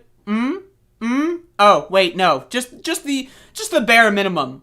This is like only doing like fucking half your homework just so you can get like a 65. So you just get that D-. Like, yeah, we'll just do the bare minimum. Oath to defend the Constitution against all enemies, foreign and domestic. Catherine says, oof, that's a right-wing talking point. A republic is a democracy. No, that's not true. We don't live in a democracy. If this is a republic, it's not a democracy. The Senate exists, therefore it's not a democracy. A democracy is one person, one vote. I'm saying that we live in a republic because we don't live in a democracy. The Senate exists, the Electoral College exists. This isn't a democracy. It never has been a democracy. And when right-wingers say, oh, this isn't a democracy, it's a constitutional republic, they're saying that in defense of the fact that it's not a democracy. I'm saying that in the way that it's not a democracy. It's just plain and simple, not a democracy. It's not. It never has been and never will be. It is not a democracy. If it is a democracy, then Hillary Clinton would have been president over the last 5 years. But we don't live in a democracy. Plain and simple. Look, folks, now it's up to all of us, to we the people, to stand for the rule of law, to preserve the flame of democracy, to keep the promise of America alive. That promise is at risk, targeted by the forces that value brute strength over the sanctity of democracy, fear over hope, personal gain over public good. Make no mistake about it, we're living at an inflection point in history, both at home and abroad. We're engaged anew in a struggle between democracy and autocracy. Between aspirations... I'm just going to be honest with you. Like, autocracy, okay, that's already been in existence for the last, like, fucking 300 years. This is not a democratic country. This is a country that was bought and paid for by the owners of this country. The CEOs, the billionaires, the millionaires. They control fucking everything. The corporations control fucking everything. Right? There is no fucking such thing as one person, one vote in this country. Because if there was, again, Hillary Clinton would have been president for the last 5 years. This is like, who buys, imagine like you're a fucking super like Biden fan, like you're K-Hive, Kamala Harris super fan, and you're like, oh my god, yes, slay, oh yeah, like no, this is, like you're telling me Joe Biden's not an autocrat? Like you're telling me that the entire Constitution of the Senate isn't autocratic? Like Jesus fucking Christ, come on now. This is the many, and the greed of the few. Between the people's right of self-determination and self-seeking autocrat. From China to Russia and beyond, they're betting that democracy's days are numbered. They actually told me democracy is too slow, too bogged down by division to succeed in today's rapidly changing, complicated world. And they're betting. They're betting America will become more like them and less like us. They're betting America is a place for the autocrat, the dictator, the strongman. I do not believe that. That is not who we are. That is not who we are. Oh, is that why you let the Build Back Better bill tank? Because of billionaires and CEOs and coal barons like Joe Manchin, and you're not going to do anything about it at all to maybe pressure them to do anything? Oh, because you're against the autocrats. You're against the fucking, these motherfuckers. That's why you're just letting them walk all over your administration. That's why most of your administration are people that are in that class, bought and paid for by the owners. Right? Oh, because I'm against autocrats. What the fuck? Ever been, and that is not who we should ever be. Our founding fathers, as imperfect as they were. Yeah, they owned fucking slaves, motherfucker. They constructed the Senate. They said that only white, rich, land-owning men could vote. But yeah, they're imperfect. set in motion an experiment that changed the world, literally changed the world. Here in America, the people would rule. Power would be... That's not true. That's not true. You want to know something interesting? Here's a little factoid. There has never been a constitutional right to vote ever. The Constitution and all the amendments to the Constitution that have to do with voting are things that restrict, or like they ban restrictions, right? Like there are amendments that ban the restriction of, oh, you know, you can't be denied the right to vote because you're a woman. You can't be denied the right to vote because you're a person of color. There is no constitutional right to vote. If there was, this would be a lot simpler. But again, the Constitution said only rich, white, land-owning men could vote. This isn't a democracy. I'm sorry. I completely reject the notion that we live and ever have lived in a democracy in this country. Transferred peacefully, never at the tip of a spear or the barrel of a gun. Do you know how we got... Do you know... Hold up. Here in America, the people would rule. Power would be transferred peacefully, never at the tip of a spear or the barrel of a gun. Do you know... okay, so you're... Okay, think about this. Okay, so the Founding Fathers started a country where there would be democracy and the people would rule and never use guns or spears to take power. In America... Right? Do you know who lived here before the Europeans came over? Does anyone want to take a guess? Do you know who didn't actually get allowed to be able to vote in these elections that were ruled by the people? Yeah, that's right. The indigenous population of this country. I seem to remember they actually lost power via the barrels of guns and the tips of spears. But maybe I'm misremembering. Maybe when the Europeans came over here, there were no humans. Maybe there weren't, like, there's no one else. They just found, like, as a new Minecraft server. You just started up a new world and there's no other players, right? Because that's the world that they're describing. There was a mass genocide of native people in this country. They had no power to vote. They had no ability to participate in the system. They were referred to in the Constitution of the United States as savages. But, okay. They committed paper an idea that they couldn't live up to, but an idea that couldn't be constrained. Yes, in America, all people are created equal. The rejected view that if you succeed, I fail. If you get ahead, I fall behind. If I hold you down, I somehow lift myself up. The former president who lies about this election and the mob that attacked this Capitol could not be further away from the core American values. That sounds about right to me. I mean, let's be honest, this sounds about right to me. Like, these motherfuckers literally committed a genocide to take control of land that they had no actual rightful ownership of. Then, they didn't like the people that committed that genocide so much that they actually tried to fucking fight over it. Like, alright, so we all committed a genocide of indigenous people, but who gets to actually claim victory of that genocide? Is it us, the George Washington fucking weirdo patriot motherfuckers, or is it the fucking king's disciples?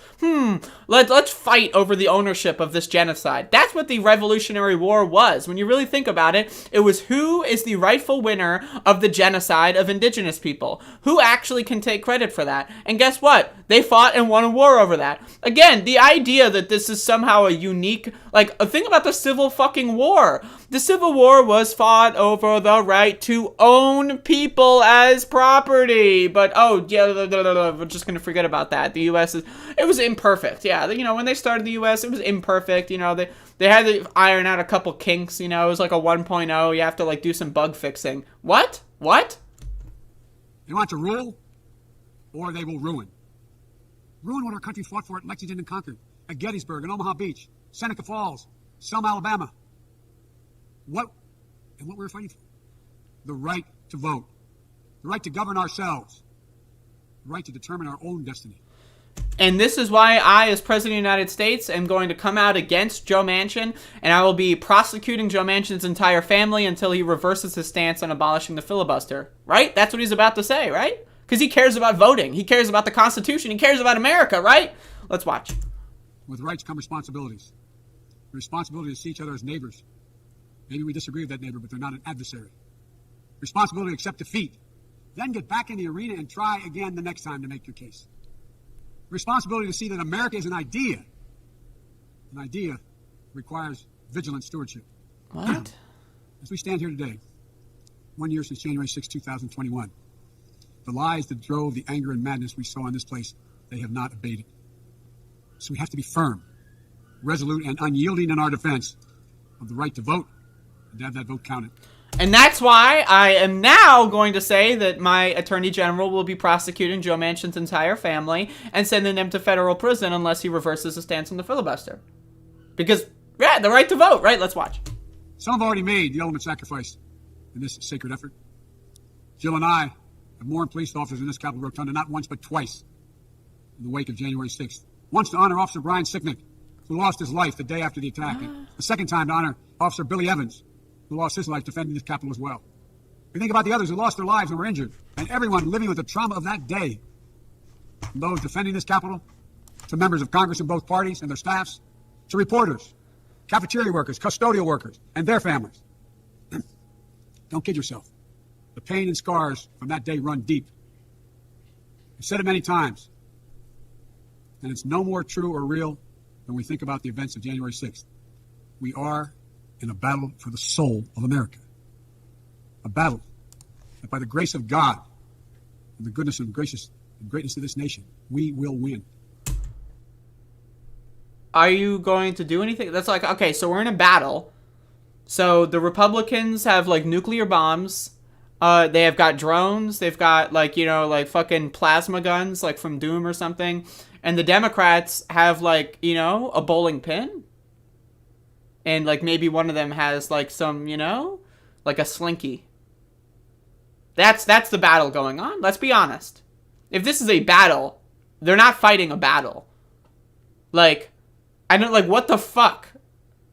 They haven't done anything to even come close to convincing anyone that pays attention to anything at all that they're doing something. And, I'm talking about something. Like, literally anything at all. Like, can you point to me one time where the Biden administration has done anything at all to secure the right to vote, secure American democracy, or hold these people accountable? They've done nothing. They literally have done nothing. Believe me, I know how difficult democracy is. And I'm crystal clear about the threats America faces. If you were crystal clear, would Joe Manchin still be, would Joe Manchin's family be in prison or not? Because if you were crystal clear about things and how serious these threats are, Joe Manchin's entire family would be in prison, right? And he would be voting against the filibuster. Like, as in to abolish it. But he's not. He's upholding Capitol because he's an autocrat and you're letting him do it. You're calling him JoJo.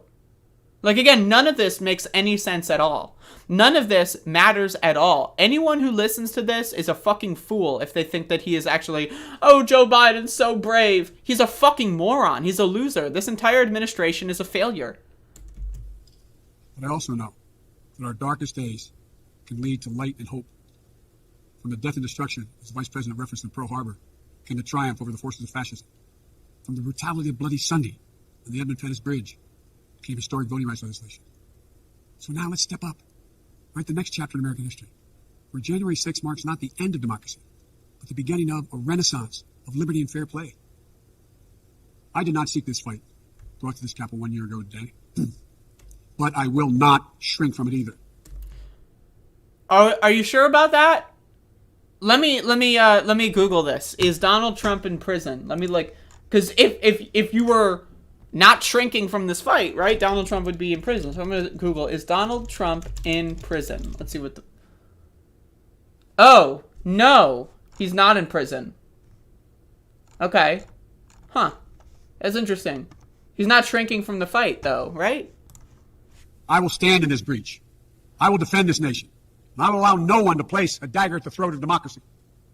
We will make sure the will of the people is heard, that the ballot prevails, not violence, that authority in this nation will always be peacefully transferred. I believe the power of the presidency and the purpose is to unite this nation, not divide it. So lift us up, not tear us apart. See, about us, not about me. Deep in the heart of America burns a flame, lit almost 250 years ago, of liberty, freedom, and equality. This is not a land of... 250 years ago, there was a flame of freedom and equality. Who started that flame? Oh yeah, slave owners that committed a genocide of indigenous people. Yeah, okay. Kings or dictators or autocrats. We're a nation of laws, of order, not chaos, of peace, not violence. Here in America, the people rule. I mean, like, what? Like, does anyone actually believe this shit? We're a nation of peace, not violence? You know what happened in 2020? Remember what happened? Yeah, police murdered someone. It was fucking filmed and thrown on international television. And then police murdered, like, dozens and dozens of protesters all across the country. Fucking assaulted with extreme violence hundreds of, like, if not thousands of protesters all across the country. But this is a country of peace, not violence. Fuck off. Go to hell. Through the ballot. And the will prevails. So let us remember, together, we're one nation, under God. I don't believe in God, bitch. Indivisible. That today, tomorrow, and forever at our best, we are the United States of America. God bless you all. May God protect our troops. This is like this is like fan fiction. Like this is something that like exists. So if you haven't encountered this, but like Google, there's like there's like fandom wiki pages where people will do like fan fiction where they will say, oh, 2024 election, like Ted Cruz versus Kamala Harris, and then they'll write like fan fiction about how like the election went and what happened and like these fake historical events, right? Like that's what this is. This is fan fiction. He's writing fan fiction. He is pretending like things that have happened, he's pretending things happened that didn't happen. He's pretending like he's going to do something that hasn't, he hasn't shown any signs of doing. He's pretending like he's strong when he's weak. This is all fucking fan fiction. It's make-believe. It's garbage. So fuck you, Joe Biden. You're garbage. You're trash. Anyone and anything that anyone tries to sell me that this administration is doing something at all about January 6th, they have done nothing. They have done zero. It's not like they've done if they would have expelled one member of the Senate, let's say Ted Cruz got thrown in jail or something, at least you could hang your hat on it. You could say, well, they did something. Something happened. But no, so far nothing has happened. The people responsible for this insurrection are all still chilling in their fucking rich fucking super houses, right? The people that plotted these things are still chilling, right? Nothing has happened. They have accomplished nothing. They have done nothing. They have shown nothing, and they have shown that they will do nothing. They don't care about the fucking right to vote. That's why they're letting Joe Manchin destroy the fucking country. And they're not even going to say that he's a problem. They don't give a fuck, folks. They don't give a fuck. So, anyway. I'm glad I wasted an hour of my life on that one, but it happens.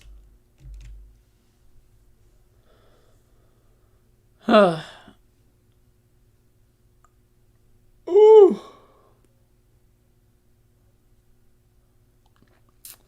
Anyway, folks, does anybody have any questions, comments, or concerns?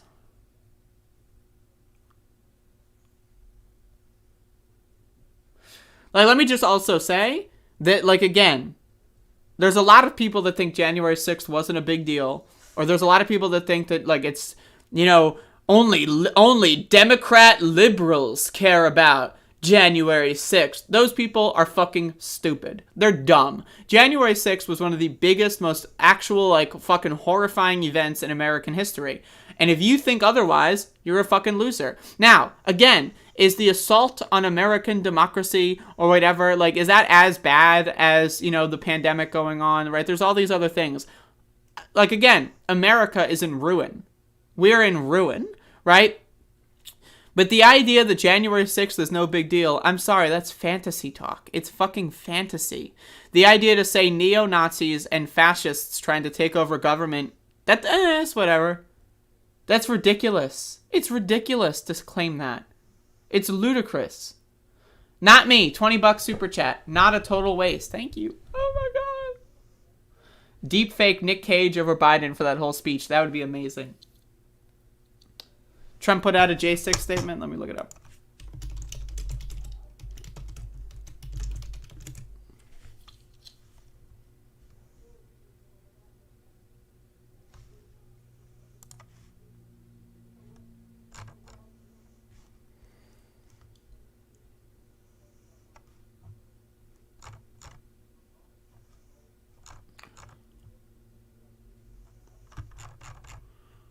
Where is the statement? I see Fox News wrote an article about the statement that doesn't link the statement. I hate when they do this fucking shit. Where is the source? Where is the source?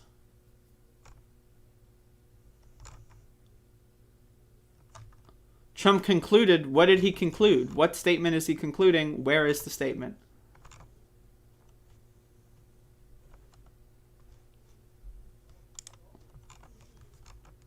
Can someone help me find this?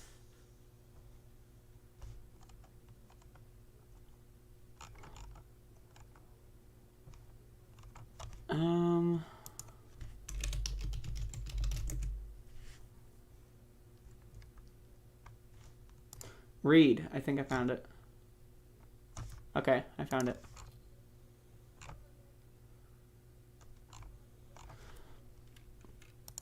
All right, so this is Donald Trump's response to Joe Biden's horrifying press conference where he basically says he's going to do nothing to hold this motherfucker accountable. And this is why I hate Joe Biden's response to January 6th. He has done nothing at all to hold the Republican Party and Donald Trump accountable. And look, Donald Trump shouldn't be allowed to write this statement. He should be in prison. He should be in prison for the rest of his life. All of his colleagues should be in prison. Everyone in the administration should be in prison. All of the Republicans who supported the decertification of the election results should be in prison, but they're not. So again, I want you to understand, Joe Biden is a weakling. He's a fucking coward. He's a beta male. He's a loser. And he's going to let Trump walk all over him because Trump is not in prison. He should be in jail. That being said, let's see what Donald Trump has to say. Biden, who is destroying our nation with insane policies of open borders, corrupt elections, disastrous, and what the fuck? Unconstitutional man. What? Open borders? I wish we had open borders. Like, what? And devastating school closures. The schools are open. What? Joe Biden and his administration said on national television last week schools are open. What is he talking? This is my problem, is the Democrats are in their own fan fiction universe and the Republicans are off in la la land. They're like on drugs 24/7, right? Like, what school closures? Like, I saw a school bus go through my neighborhood like yesterday. What school closures? What are you talking about? Used my name today to try to further divide America. This political theater is all just a distraction for the fact Biden is completely and totally failed. That much is true. But guess what? Trump has also failed. They're both failures. They're both garbage. Now, does that mean Trump is better? Of course not. If you think Trump is better than Biden, you're a fucking moron. That being said, let's be honest. Biden is not doing anything. Our country no longer has borders. Joe Biden has deported more people this year than Trump did last year. What does that mean? The country has no borders. What does that mean? What the fuck does that mean? Has totally and completely lost control of COVID. Record numbers! Oh my god, oh my god, oh my god. This is a classic Trumpism. Has totally and completely lost control of COVID. Record numbers! Oh my god. That part's true though. Like that, and it's honestly the fucking, I love it. I love the Trumpisms when it comes to the exclamation points. Is no longer energy independent. Inflation is rampant. Inflation doesn't exist. Our military is in chaos. What does that even mean? And their exit or surrender from Afghanistan was perhaps the most embarrassing day in the long and distinguished history of the United States. Reminder, Donald Trump set that plan in motion, but okay. And so much more. Why is it that the unselect committee of totally partisan political hacks, whose judgment has long been made, not discuss the rigged presidential... anyone who believes the 2020 election was rigged is a fucking moron. It's because they don't have the answers or justifications for what happened. They got away with something, and it's leading to our country's destruction. They want all conversation concerning the election cancelled. Just look at the numbers. They speak for themselves. They are not justifiable, so the complicit media just calls it the big lie. Again, the Democrats want to own the state of January 6th so they can stoke fears and divide America. This is like when you have two brothers that are your great uncles or something, and they're both 90 years old and they have dementia and they're yelling at each other at a Christmas party. That's what this is, man. Imagine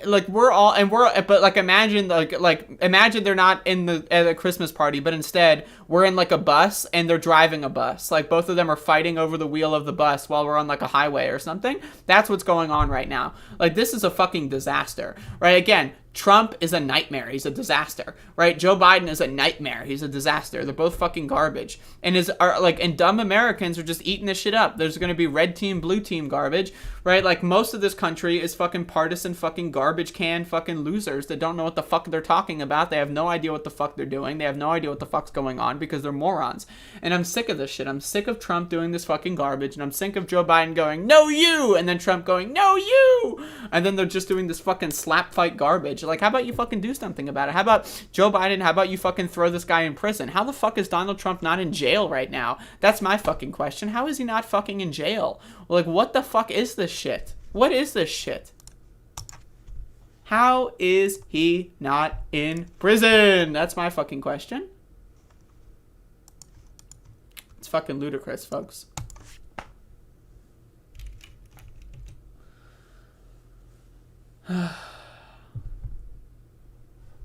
What's up, folks?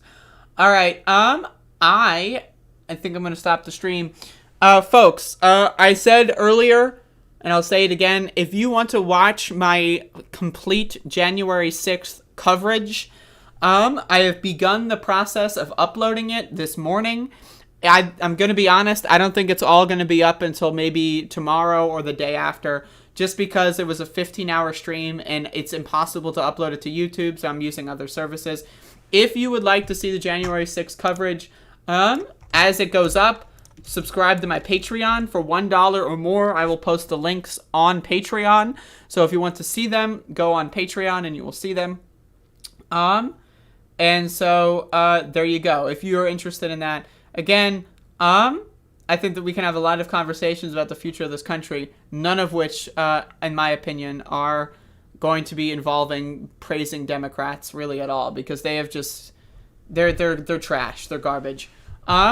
But anyway, again, I will be uploading the January 6th coverage unedited, unredacted, but they're going to be in like hour-long chunks, and it's going to take a while for them to process and upload and edit and render and all that, because, you know, I wish I could just upload it to YouTube unedited, but I can't, because YouTube banned January 6th coverage, because I can't answer that question. I don't know.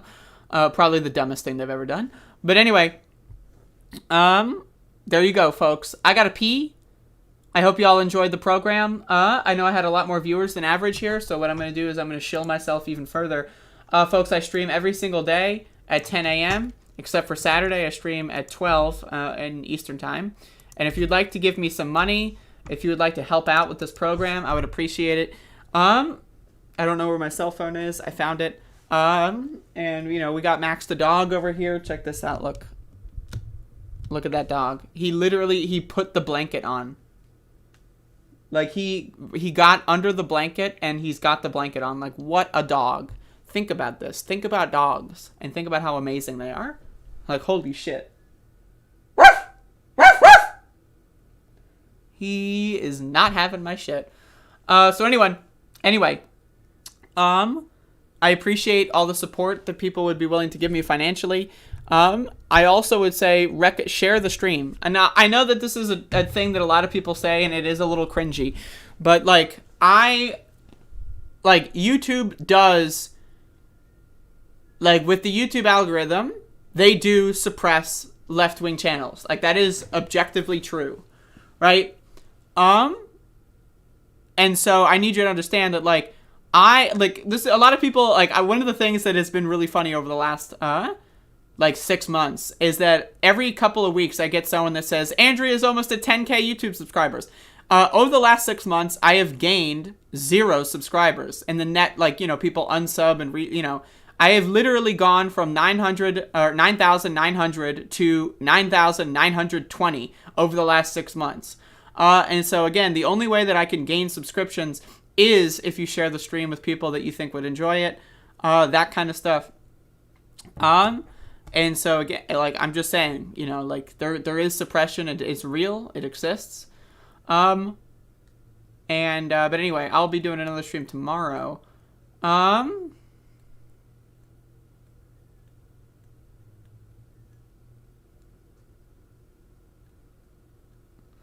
Yeah, I support voting for the most left-wing candidate in any election that you participate in. But also thinking elections are going to save your life is ridiculous.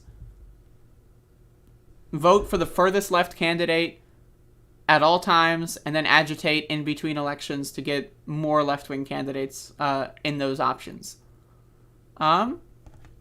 That's the basic gist. I think the people that do the swing state discourse, the people that do the equivocating on, like, they're just dumb. They're fucking stupid, and they're doing it for attention and money. The only reason why anyone would talk about, like, oh, voting for Joe Biden, like, anyone that ever engages in those conversations in earnest is a fucking moron, and they're doing it for views and attention because they're stupid.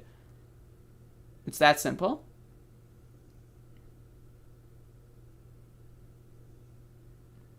Folks, I drank a lot of coffee today. If you look at my eyeballs, you'll see that I'm very clearly highly caffeinated if you look at these eyeballs. And so I just wanted to tell everyone, my heart rate is increasing considerably. And so also I need to go pee. So there's a lot of these factors. There's a confluence of factors, that is occurring at this current moment in time. And they're all, oh, by the way, oh my God, look at this dog. Look at him. He's sleeping like a person. Look, he thinks he's a person. Oh my God. Tomorrow I'm going to be on, oh fuck, I was going to do a movie review today, wasn't I? Fuck.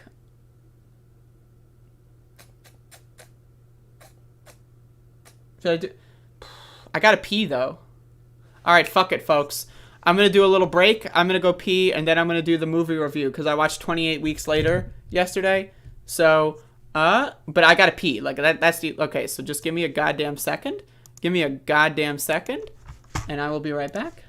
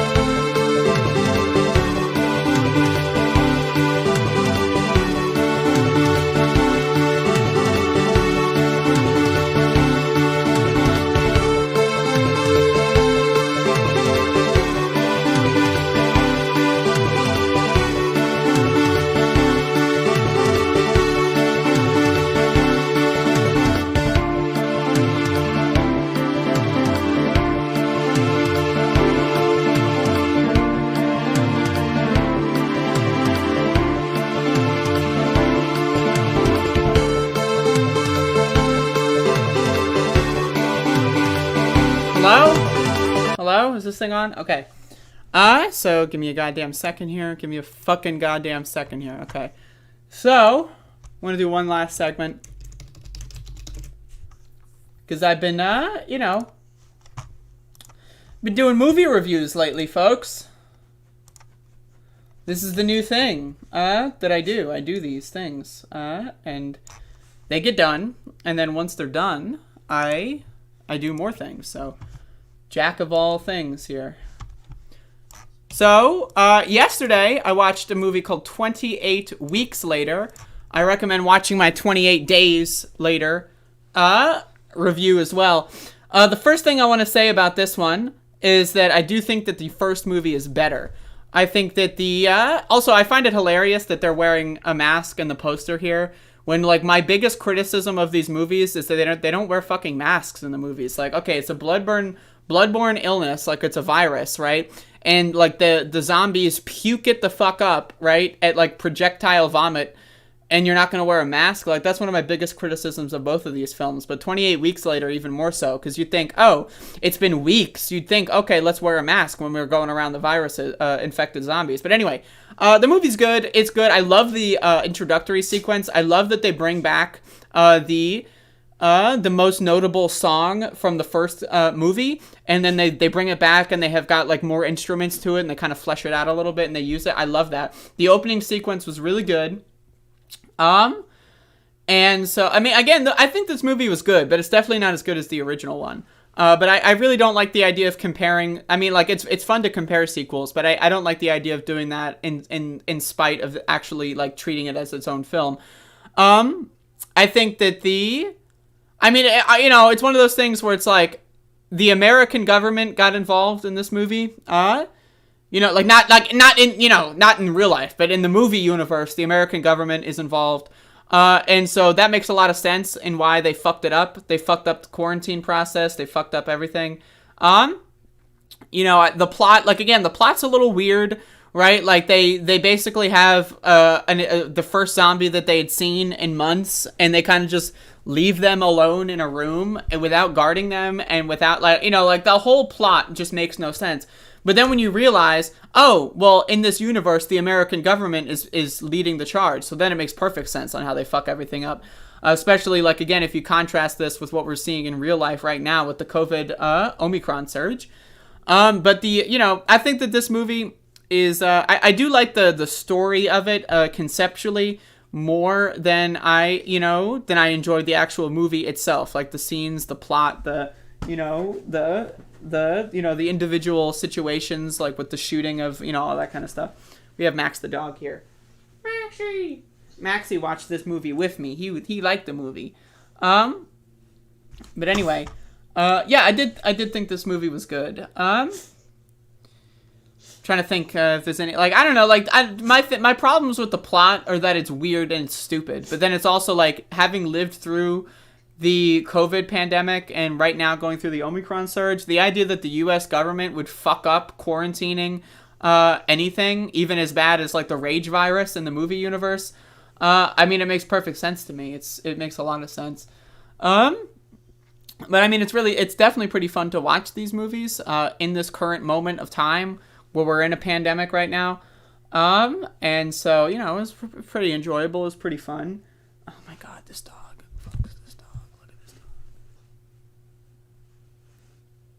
He's so beautiful. But yeah, I mean, I liked the slower pace of the first movie. I feel like this movie, the sequel, was a little bit quicker paced. Which, it's still good, it's different, but I prefer slower paced movies, like, when it comes to that. This movie kind of, like, didn't do as much world building as I would like. And so, there's, like, I don't know, there's, like a lot of people criticize when characters in movies and media and stuff make stupid decisions. But, I mean, I think humans are stupid, right? Like, I think the idea that the American government would, like, try to intervene in this process and try to lead the charge and then fuck it all up, that makes perfect sense to me. Kids basically being able to, like, destroy an entire, island based on their own stupidity and selfishness, like, that makes a lot of sense to me. Like, the American government letting them do so, that makes a lot of sense to me.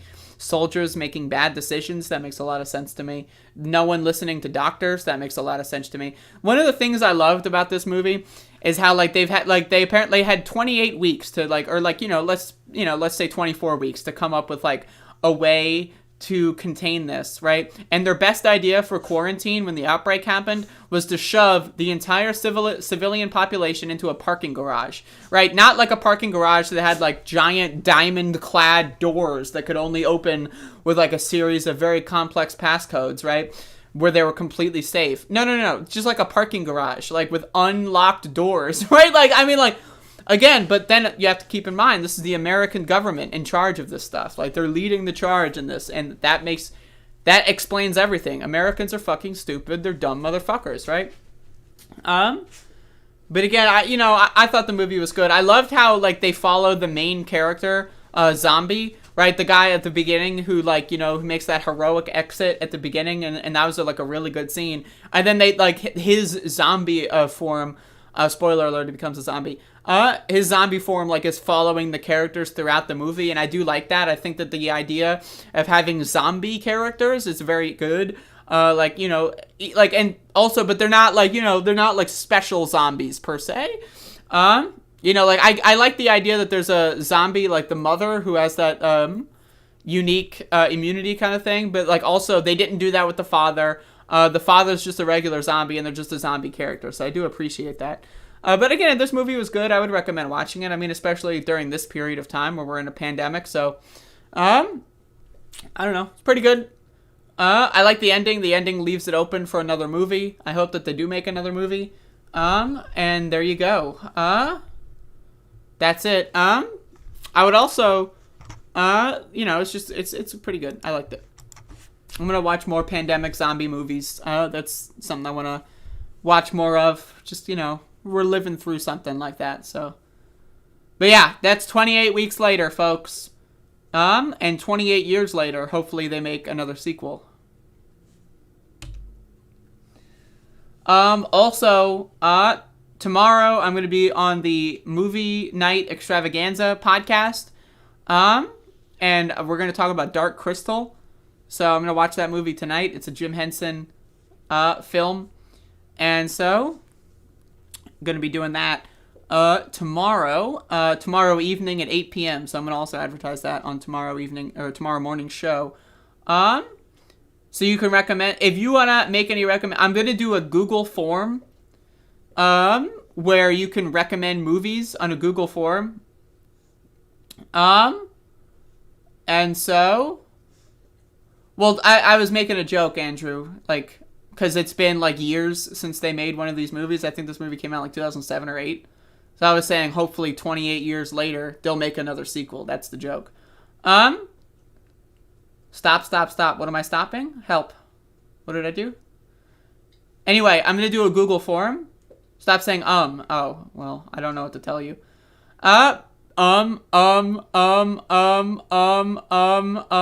about it. Anyway, so I'm going to do a Google form at some point soon where I, you can recommend any movie. I'll compile a list. And, if it's on a streaming service that I have, that's ideal. If someone is willing to, like, give me money to buy the movie, like, let's say you can only rent the movie or buy it on DVD or whatever, I'm willing to do that with any movie. Like, it's provided I've got any interest in it at all, right? Like, if you want to send me, like, if you have to buy a $10 DVD or whatever, if you want to give me the $10 or whatever, like, I'm fine to do that. But, so there you go. Dark Crystal is the best. Watch the Netflix series. I might watch the Netflix series. And then also, so thank you all for watching. I'm hungry. And I'm very highly caffeinated, so I kind of want to, like, run around for a little bit. I might, like, run around the block or something. Because, caffeine really hits me. And goddamn. So,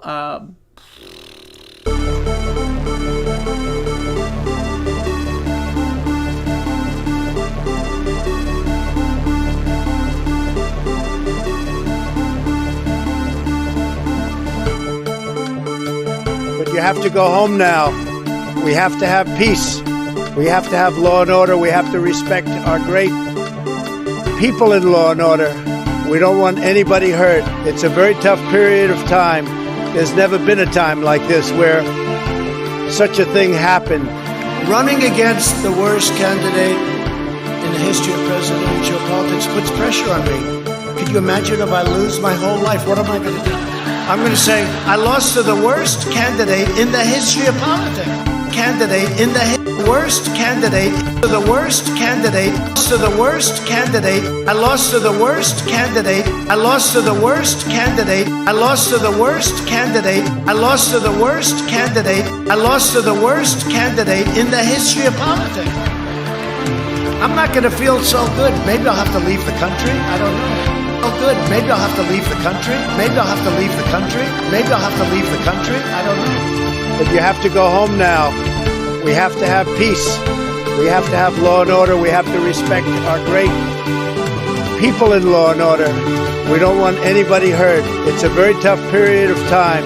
There's never been a time like this where such a thing happened. Early in the morning, they went to the table with the black robe, the black shield, and they pulled out the vote. Even before you do that, and not even including that, that's why I hardly even included that number, although in one state we have a tremendous amount of dead people, so I don't know. I'm sure we do in Georgia, too. Really, how many people do that? You mean they moved out and then they said, ah, to hell with it, I'll move back in? You know, it doesn't sound like a very normal... You mean they moved out, and what, they missed it so much that they wanted to move back in? Yeah, it's like...